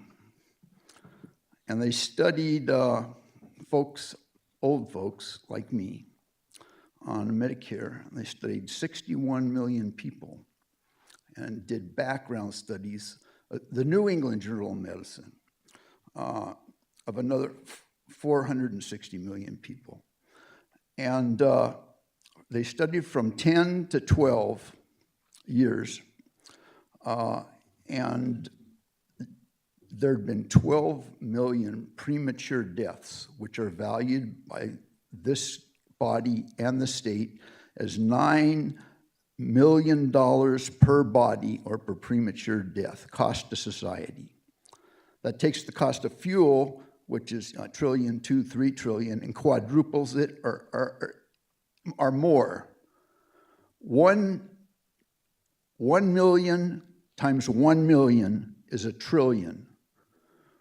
$1 million for each premature death times 1 million people dying is $1 trillion a year, cost to society. Over 30, 40 years, which is what solar will last. This is an additional, and this is very low number. This is using 1% of those 12 million bodies, that there'll be $1 trillion a year or 30 or 40 trillion dollars. And that's a considerable bit of the population of the state. You get more sympathy when you talk about kids, not with old people. The value of old people to society is being greatly diminished. Anyway, we got a big problem here. It's being swept under the rug. The stuff with natural gas and renewable natural gas is bull. I'd like to get any help with litigation from the new student interns here, or if they have friends that want to help out on that. We're short dollar-wise, but can use a lot of help, or if you know people that aren't working for the district now, which is some kind of nebulous thing where they give up their personal rights, which I don't believe it is, talk to me. Thank you. Any questions? No.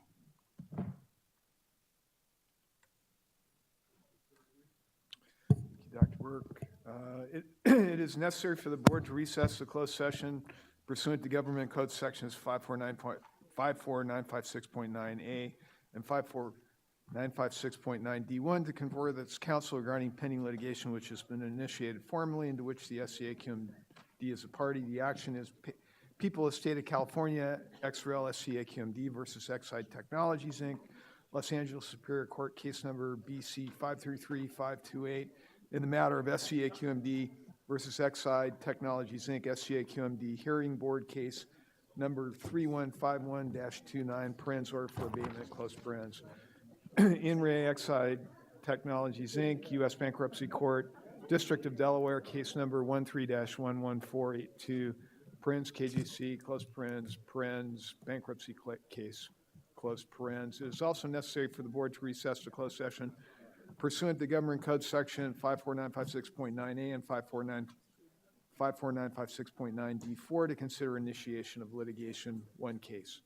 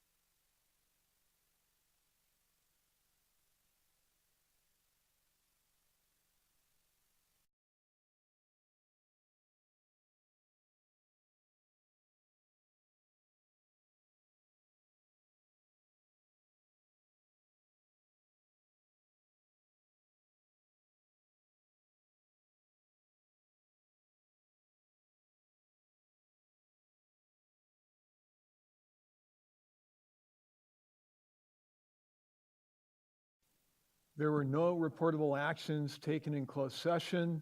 The meeting is adjourned.